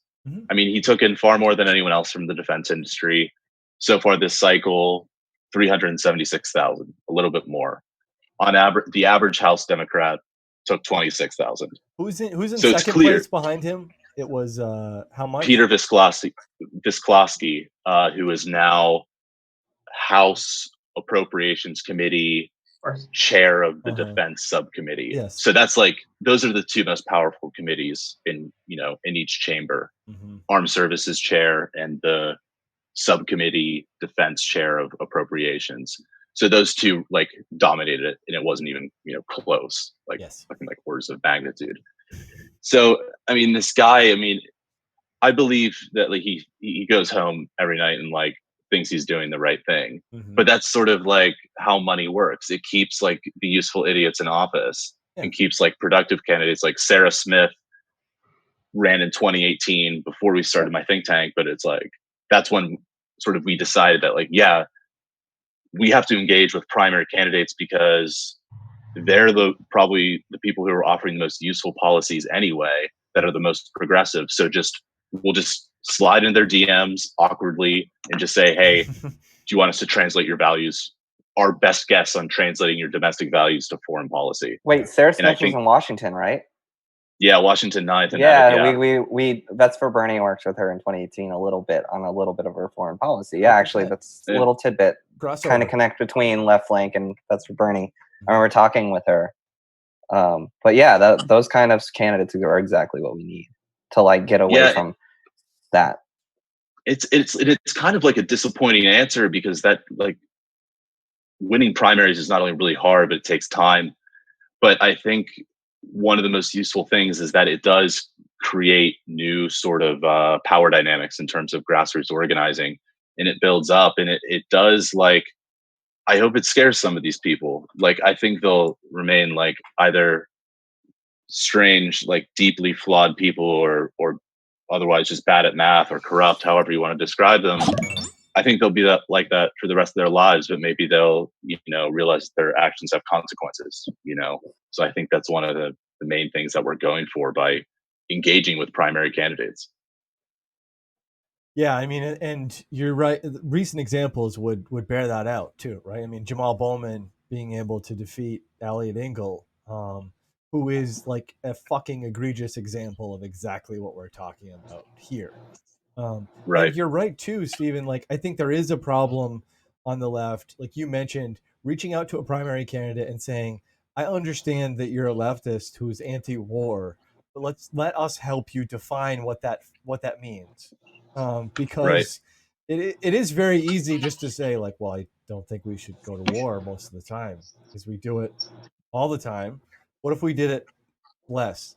like that. Right. That's easy to say, but like in terms of articulating that in the form of policy, the left can be bad at that sometimes because it'll be easy to meme that with like, you're just a tree hugging hippie who's an idealist and not a realist, like we have enemies the world over that are trying to do us harm and you just want to fucking shoot flowers at them, like that kind of like retort is useful in terms of saying, well, I guess I better vote for that guy, otherwise my daughter will be al-Qaeda to death. So like in terms of translating that, like the left can be bad at that. So it's good that there are people like you and SPRI actually defining that for them so that they can have a real concrete platform to actually combat those kind of criticisms. Yeah, and I think sorry to interrupt. Go ahead, I was just gonna add that the one thing that we do stress is that, okay, it's like, yeah, you're against war, but there's a difference between being anti-war and anti-imperialist than just being anti-war. Because if you're not anti-imperialist, you're at huge risk for sounding like Obama, Yep.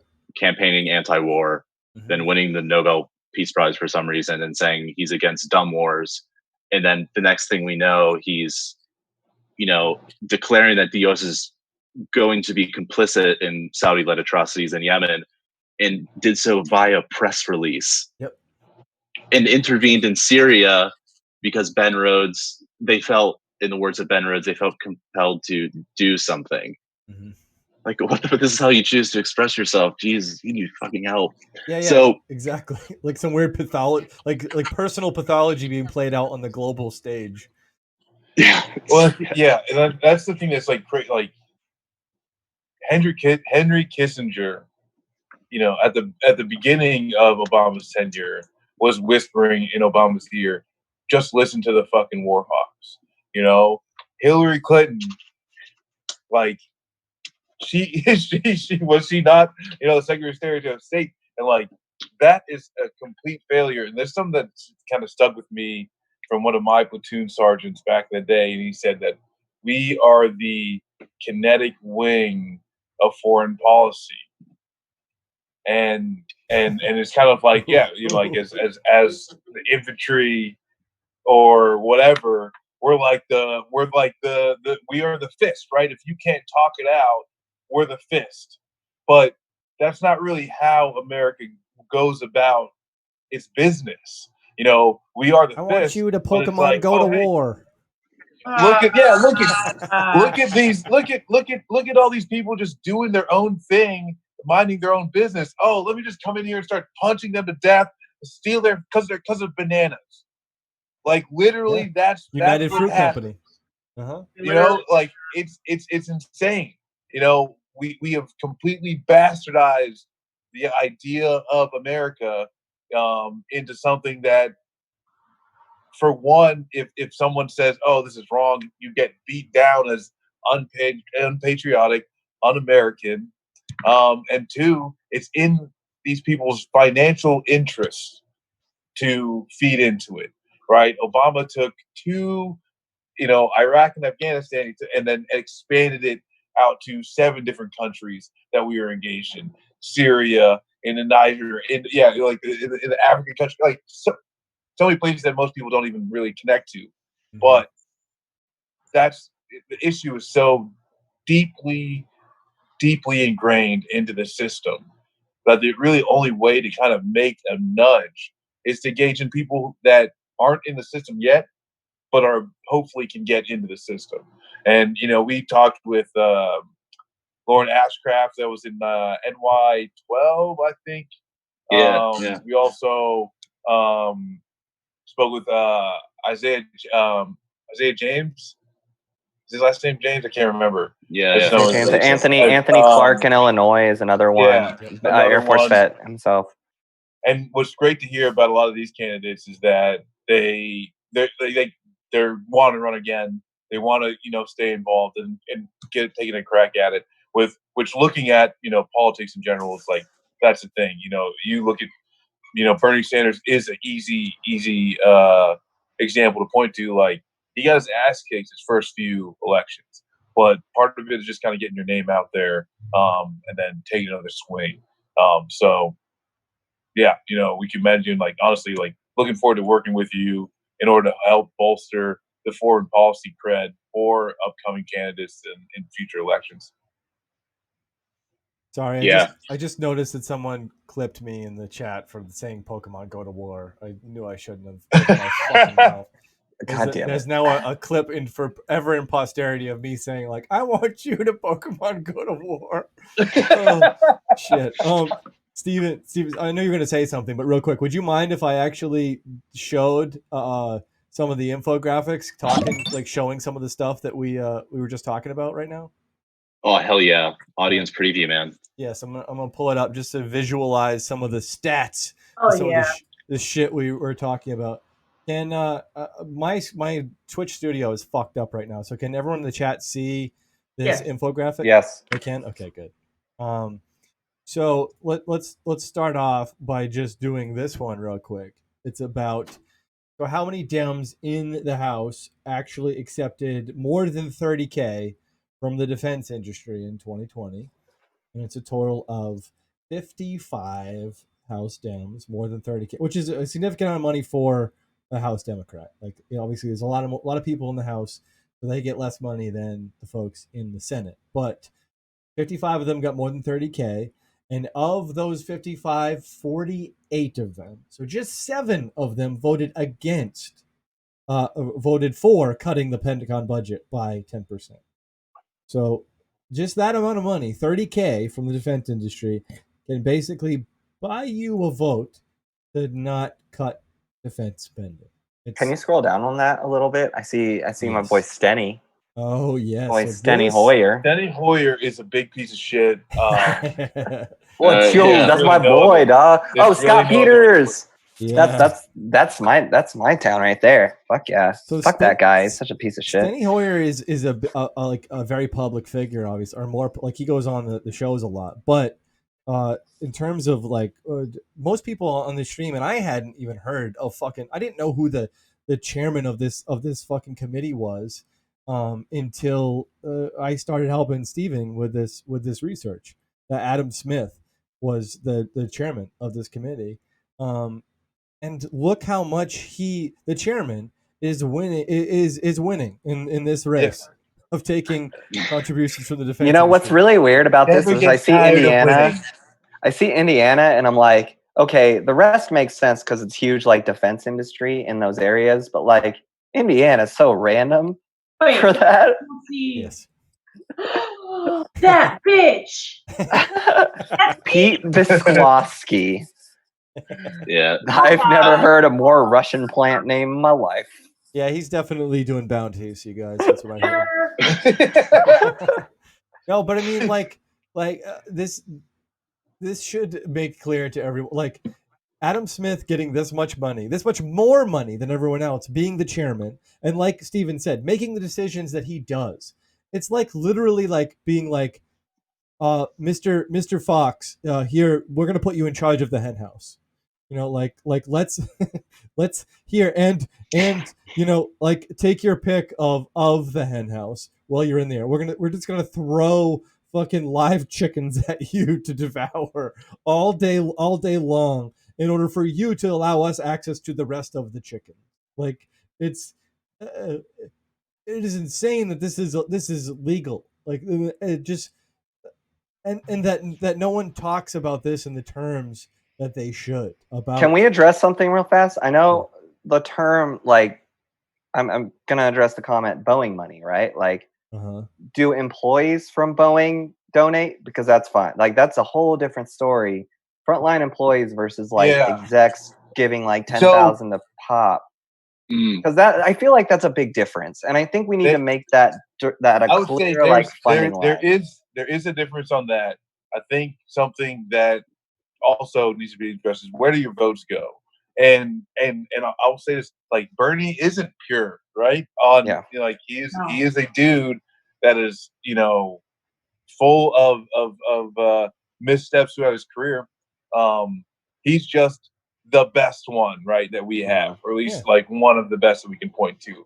I'd say, you know, he would even say like Barbara Lee, you know, as far as the Afghanistan vote, was the only one that was good.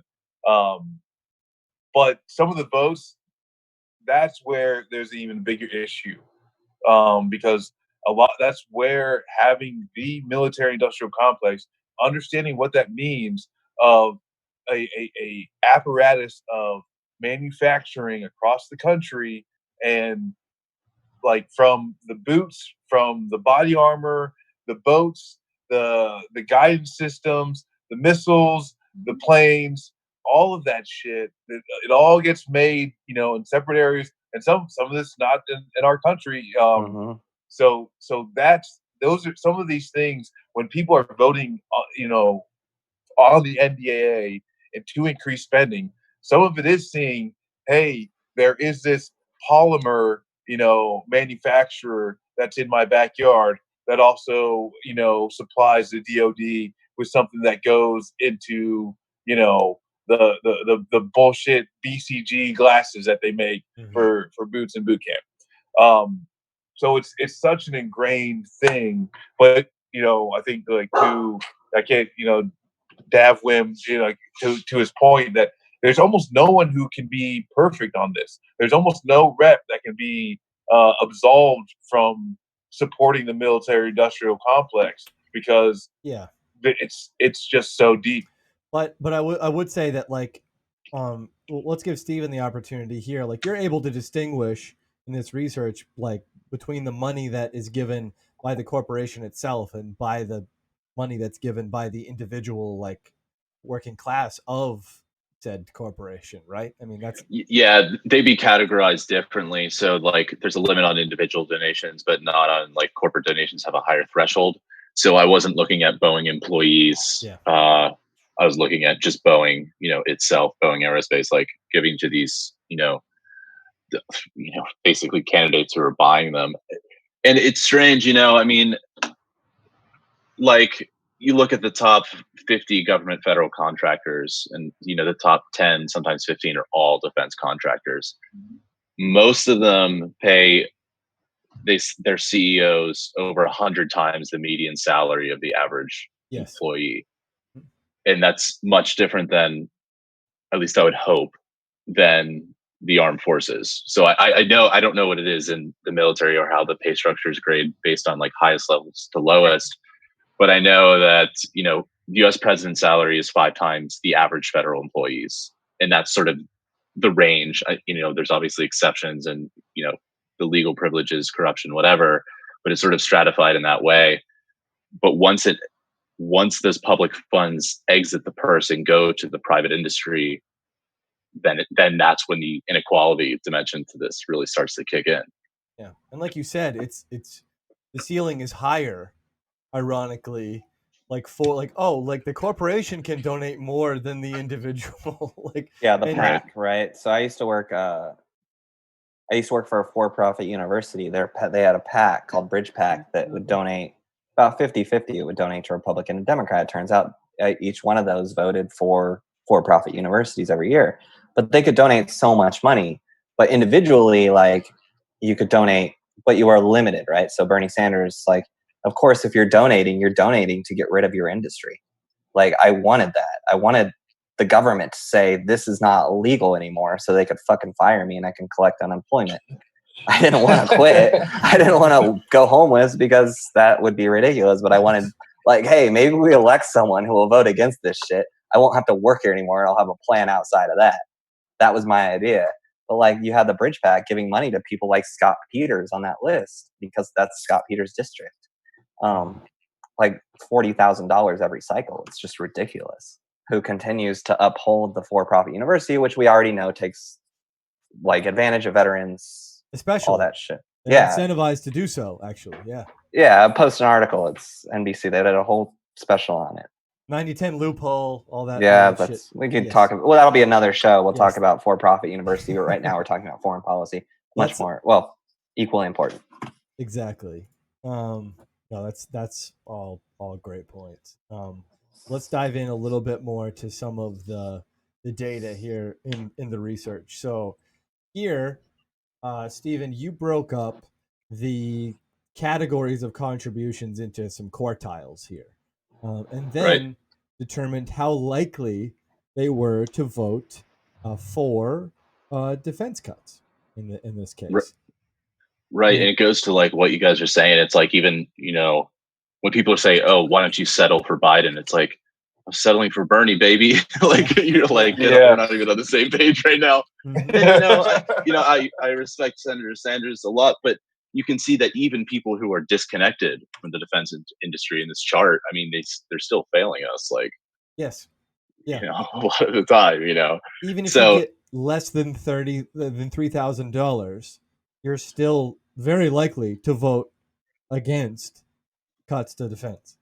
Yeah, I mean, you're barely over the Mendoza line. I mean, so like you have a pretty good baseball batting average, but this isn't anywhere close where we need to be in terms of like people who are just, and that's what I don't get. It's like, if you're not connected, then it's like, we know for sure your ideology is like deeply flawed, because we can't even call this corruption if you don't accept. But what I tried to draw here is that, like, literally you can see your chances of like looking at Congress as a whole, or one chamber or another, looking at the House, you can sort of plot out, how a member will vote based on their campaign contributions. And it's an imperfect, predictor variable, but it's not without value. And it's certainly better than, what sort of lenses we understand politics, or at least the popular ones, which is like party affiliation, because it's clearly not telling us anything. And the party. No, you're absolutely right. And obviously what's happening here is like we're identifying a correlation, but the causation is implied by that correlation. A scientist would tell you that correlation doesn't imply causation. But I think here, like, there is like that this is the best we can do, because we can't search their souls to determine how many dollars it took for them to sell the soul away. Yeah, no, I think, and it goes to just human nature, and that's like something that on the left, we especially would like to adhere to, be like just anti-corruption. Like across the board, I think a good blanket statement is that but much like a policy based on its validity and not based off of how much money that sector of industry has given me. But that's not how human beings have worked, especially in our government. And and that's the thing is like it lays it out, and like maybe there are quite a bit of representatives, especially in the House, that receive some campaign contributions, and largely their votes depend on maybe who their staffers are, and they don't really pay attention too much. They just say, "Hey, this is the way that my staff has told me that I'm supposed to vote." But certainly, we can obviously think if you're in the six-figure range Yes. of receiving money, from one specific industry that specifically coincides with the committee that you're on, they're fucking bastards. Well, yeah, just corruption. It's just corruption. Well, you can look at you can look at the pharma industry, and you can look at Northeast candidates all take a shit ton of money from pharma, because that's where in New Jersey, Cory Booker takes a shit ton of money from pharma, right? Biden. Seattle, Washington State, Adam Smith takes a shit ton of money from Boeing and Lockheed, and Scott Peters has General Dynamics, and Northrop Grumman. I mean, in San Diego, it's where they. Whatever, but either way, there's a ton of defense industry in these districts, and it's how do you get rid of how do you end that reliance? I mean, obviously, Citizens United getting money out of politics, but it's just when we talk about there's obviously you get money from that company, you're going to vote with that company, but the general public doesn't see it that way, and it's really unfortunate because you have a race in California in 2018. Where you had Doug Applegate versus Mike Levin, both Democrats, and both running on progressiveness or progressivism. And Mike Levin totally co-opted that word, hasn't voted a damn thing he said he was going to vote, but the people were like, oh, he's progressive, he's anti-Trump. And yet he took so much money from defense industry and so much money from SDG&E, which is the privatized gas and electric of this area. He hasn't voted for shit. But Doug Applegate was an anti-war, anti-Democrat candidate for his second run, and he took all grassroots money and union money. That's the only pack he took was unions, and he lost by 10% of the vote because Mike Levin was this pretty boy with a shit ton of money, and yet as soon as he gets in office, oh yeah, here's another 2 years with this person who's going to vote against your interests. Well, we're seeing that. How do we do that? The same exact thing you're describing is what Kennedy versus Markey right now in Massachusetts. Yeah. Thank God Markey's winning in the polls, but fuck, that's such a big. We can't. You just can't lose that race. Markey is not perfect in any sense of the form, but you can't let fucking Joe Kennedy beat him. You just can't. It's a good thing that Kennedy is such a fucking wet-mouthed idiot. God, he's such a little prick. He's not. He doesn't have any He's not charismatic. You know what I mean? He's he thinks he's charismatic, which is really funny to watch. Because he's just not. No. And he's ugly. I'm sorry. His face is too fucking small. He looks like Charlie Kirk. Yeah, he's got Charlie Kirk face. Yeah. He's a manlet. He's a Democrat version of a manlet. It bothers me. When I have to look at him, and I don't care about policy. Okay, I don't anymore. I give up on electoral politics. His face. Okay, racism is incorrect. No, it's on a more serious note. I do care about politics, but we know. Fuck Joe Kennedy. But have you guys seen the video of him talking about while he's driving? I went to Black Lives Matter and we talked about the situation and how it can be, what needs to happen, what is happening, how things can be improved. And I was just praying for just a fucking a T-bone. Well, is it? They gave him the State of the Union response, Trump's first year, I think, and he had this lip, this. I don't know. It was chapstick, or it looked kind of lip. It was split, spit or something, just hanging out on his lip. It's super shiny, and I just couldn't stop staring at it. I'm just God, your message is so tone deaf. I'm staring at your stupid lip gloss that you forgot to rub in. Wet mouth idiot. He's a wet mouth imbecile. Them taking corporate money, and for a long time, I thought it was an extreme position to have that I kind of developed over the years. That's it should, first of all, Citizens United should 100% trash. Bye-bye. Obviously. But if it's proven, which you easily could with like the numbers and the data that I mean, even like just about the defense industry that you collected, that if money is influencing your vote, you can't have a democracy if that's what's happening. That's not, you know what I mean? You literally cannot live within a democracy, and you should literally be thrown out of office because, you know, and that sounds dramatic until you like think about it and you're like, oh yeah, this person that's literally supposed to represent me and our district isn't, and they're doing it because they're getting money for themselves. Like that's literally like, do you know how like Democrats lost their absolute collective minds over the quid pro quo shit with fucking Collusion. yeah, like and they were like, oh well, they said if you do this, you know, we get this, and it's like, what the fuck do you think all of these like high dollar donors are doing? I will fund your campaign if you vote for this. It is literally the same thing. And they're like, oh, it's fine. Oh, yes, Queen Pelosi. And it's like, no, like Pelosi, the reason why he wasn't impeached on anything for financial shit is because they're all doing it. And the reason why he wasn't impeached is because they are all doing it.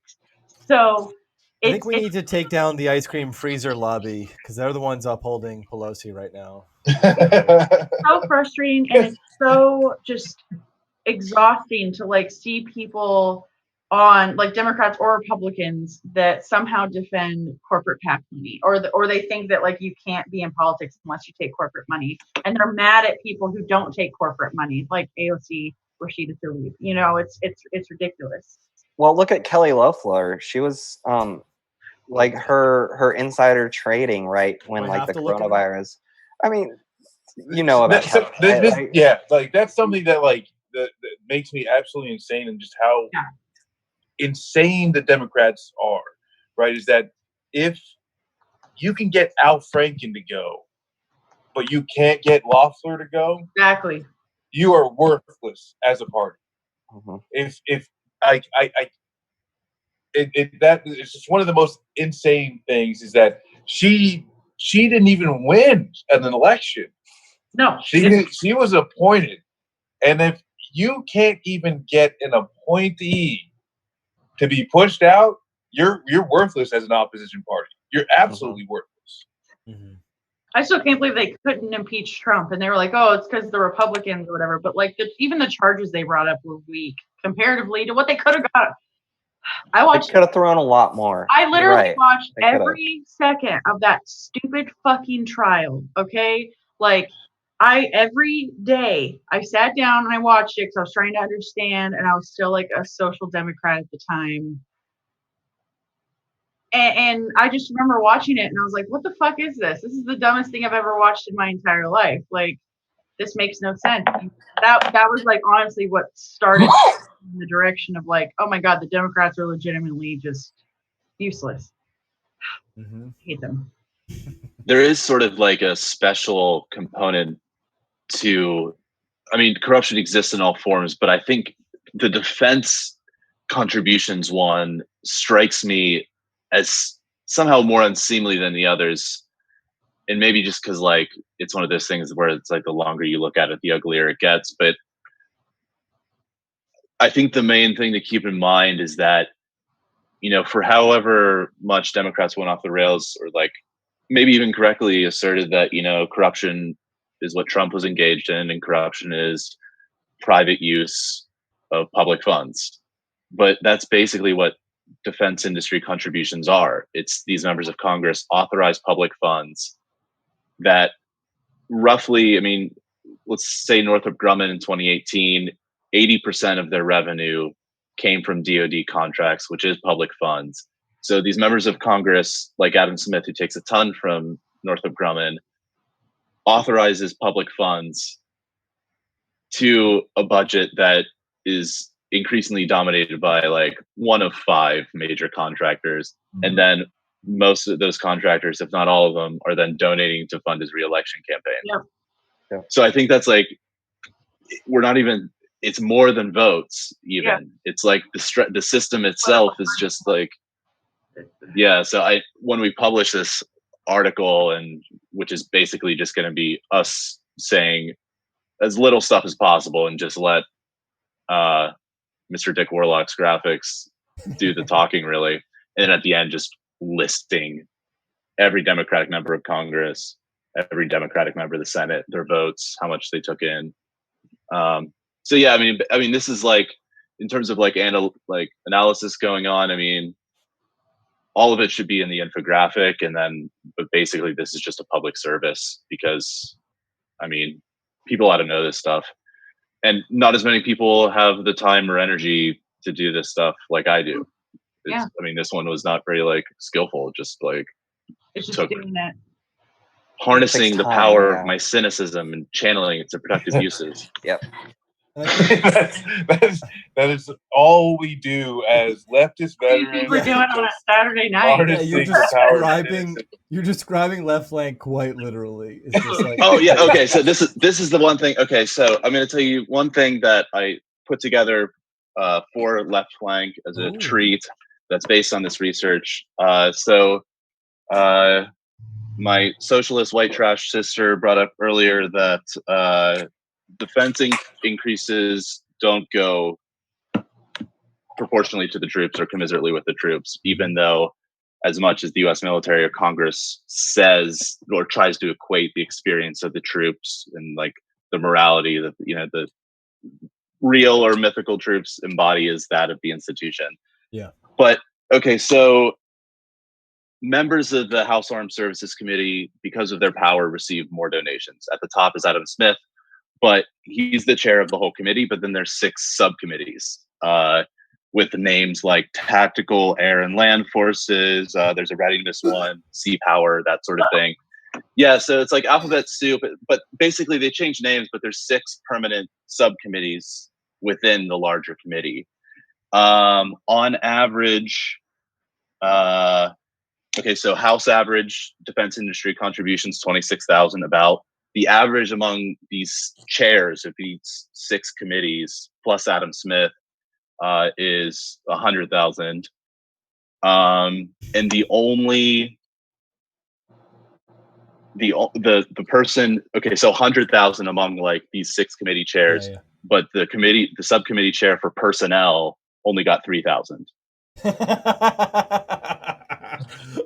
So wow, you're literally at the bottom of the fucking totem pole. You can't make that up. And you see it too. Like if you track Betty McCollum's, she's going to be next in line for the House Appropriations Defense Chair because the guy from Indiana is retiring.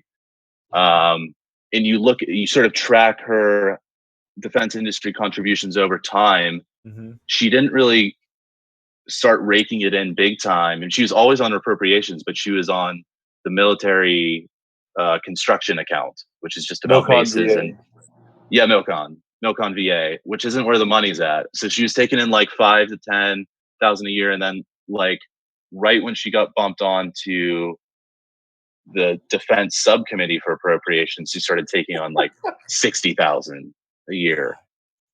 So it's like, this is just sort of like a petty expression.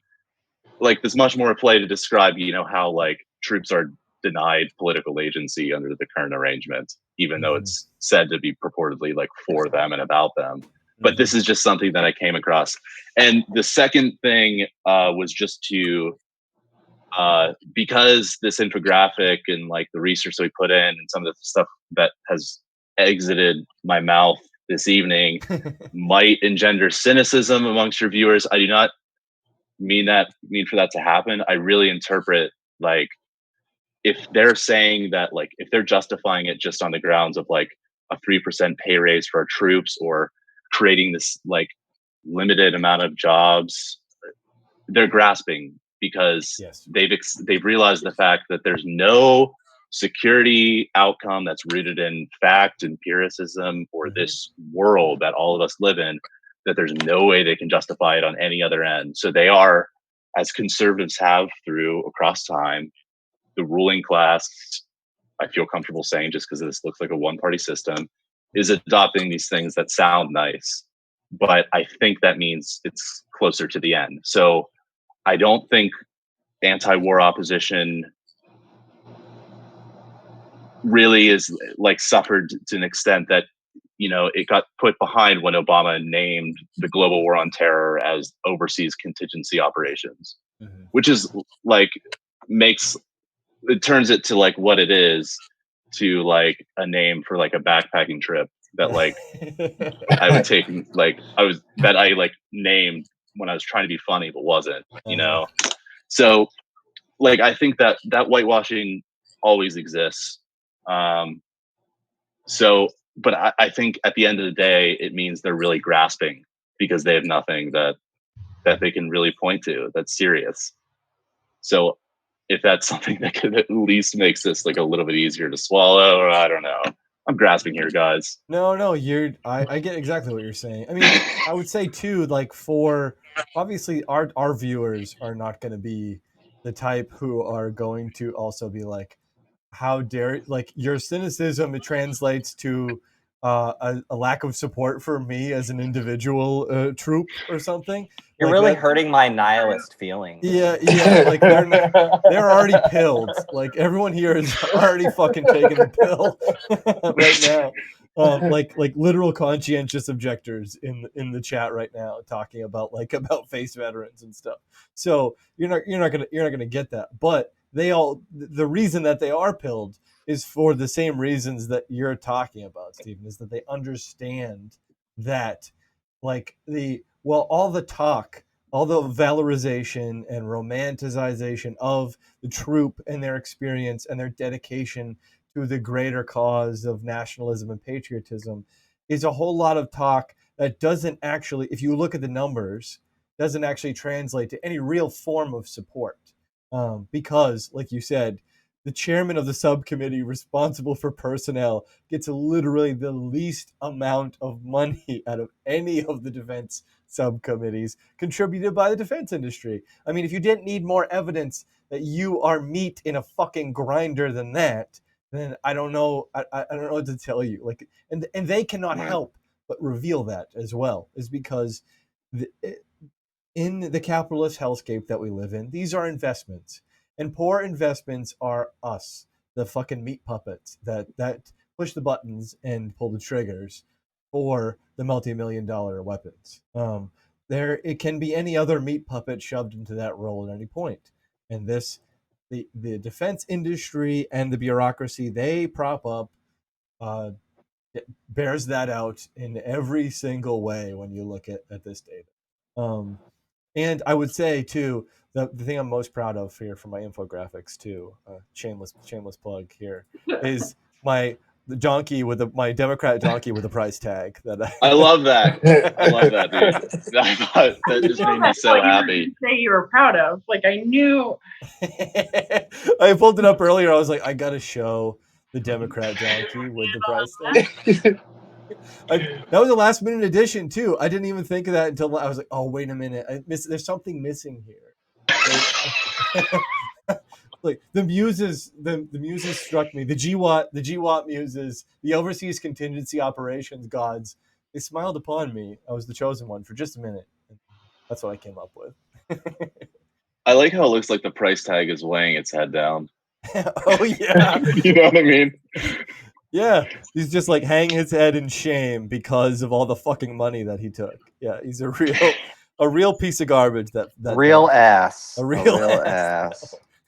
Fuck that donkey, man. All right. On that note, well, as we're wrapping up here, Stephen, where can people find you and all this magnificent research? Do a shameless plug, please.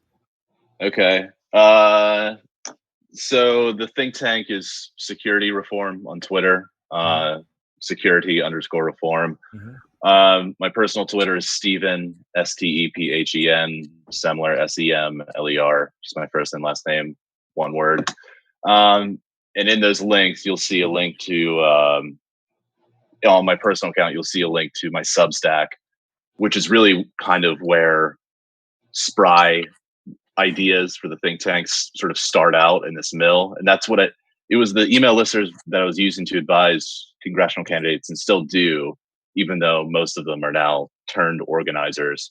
Yeah. And now that's like other people are joining in too. So if you want to see ideas develop there, I mean, I try to make it interesting and timely to something. to some extent without, being annoying or reaching any sort of like irritation threshold. And the think tank is grassroots funded. So, I mean, I don't have money and I don't really know anyone who does, but if you do, have them donate $5 a month to the SPRI Patreon, patreon.com/SPRI. You did pass, you passed 420 followers. So I was able to follow you. You're now at 424. Yeah.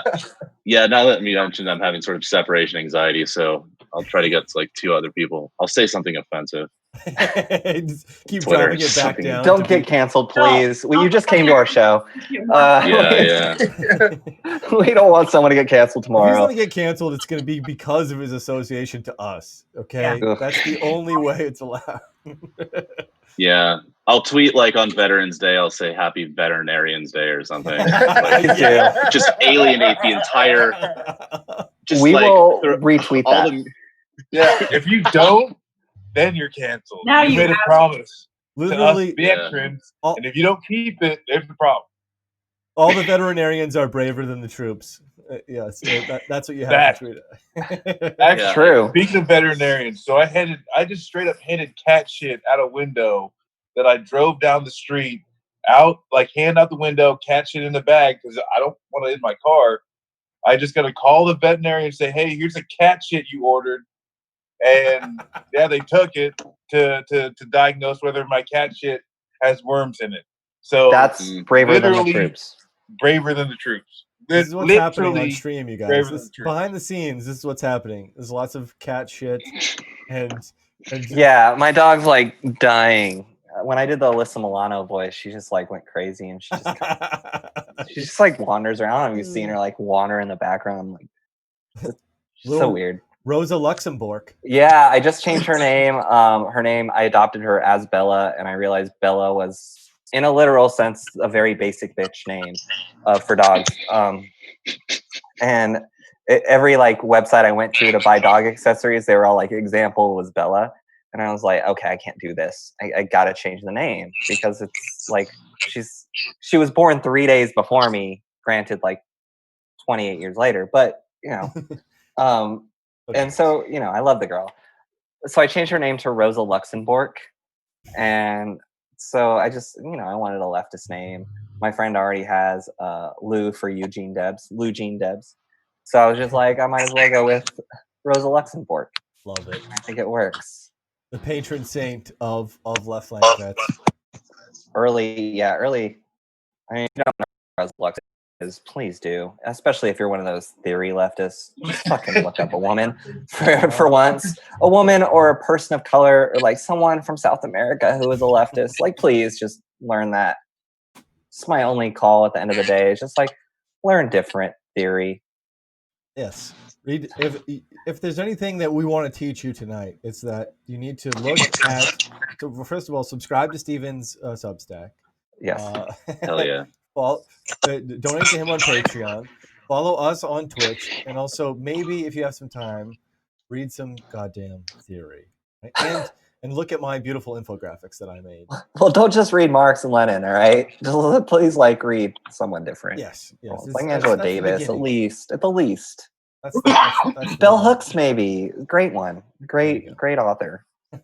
On that note, thank you so much for joining us, Stephen. We're looking forward to hopefully having you on again in the future and doing whatever we can help with in the future for your awesome research. And everyone who is here in the chat needs to, like I said, subscribe to your Patreon, follow you on or subscribe to you on Substack, and follow you on Twitter so they can keep you up to the latest research that you're doing. And on that note, we will end our stream this evening, and we'll be back next Saturday to talk some more shit. Hopefully have some more celebrity guests like Alyssa Milano and Charlotte Clymer. And hopefully too, the Twitch will be a Twitch affiliate by then. We're in the process of actually getting legit right now. So you can follow us right now, but I don't think you can actually subscribe and give us money yet. But we're trying to make that happen. So by next Saturday, you should have like some special emotes and all kinds of shit. And hopefully you'll actually be able to hear everyone when the stream starts. Maybe I'll have that figured out by then. But maybe we'll see. We'll keep it interesting. Okay? All right. On that note, everyone, let's say goodnight. Thank you so much. Thanks for having me on. You guys are the best. Thanks. Thanks, Steven. Thanks, Steven.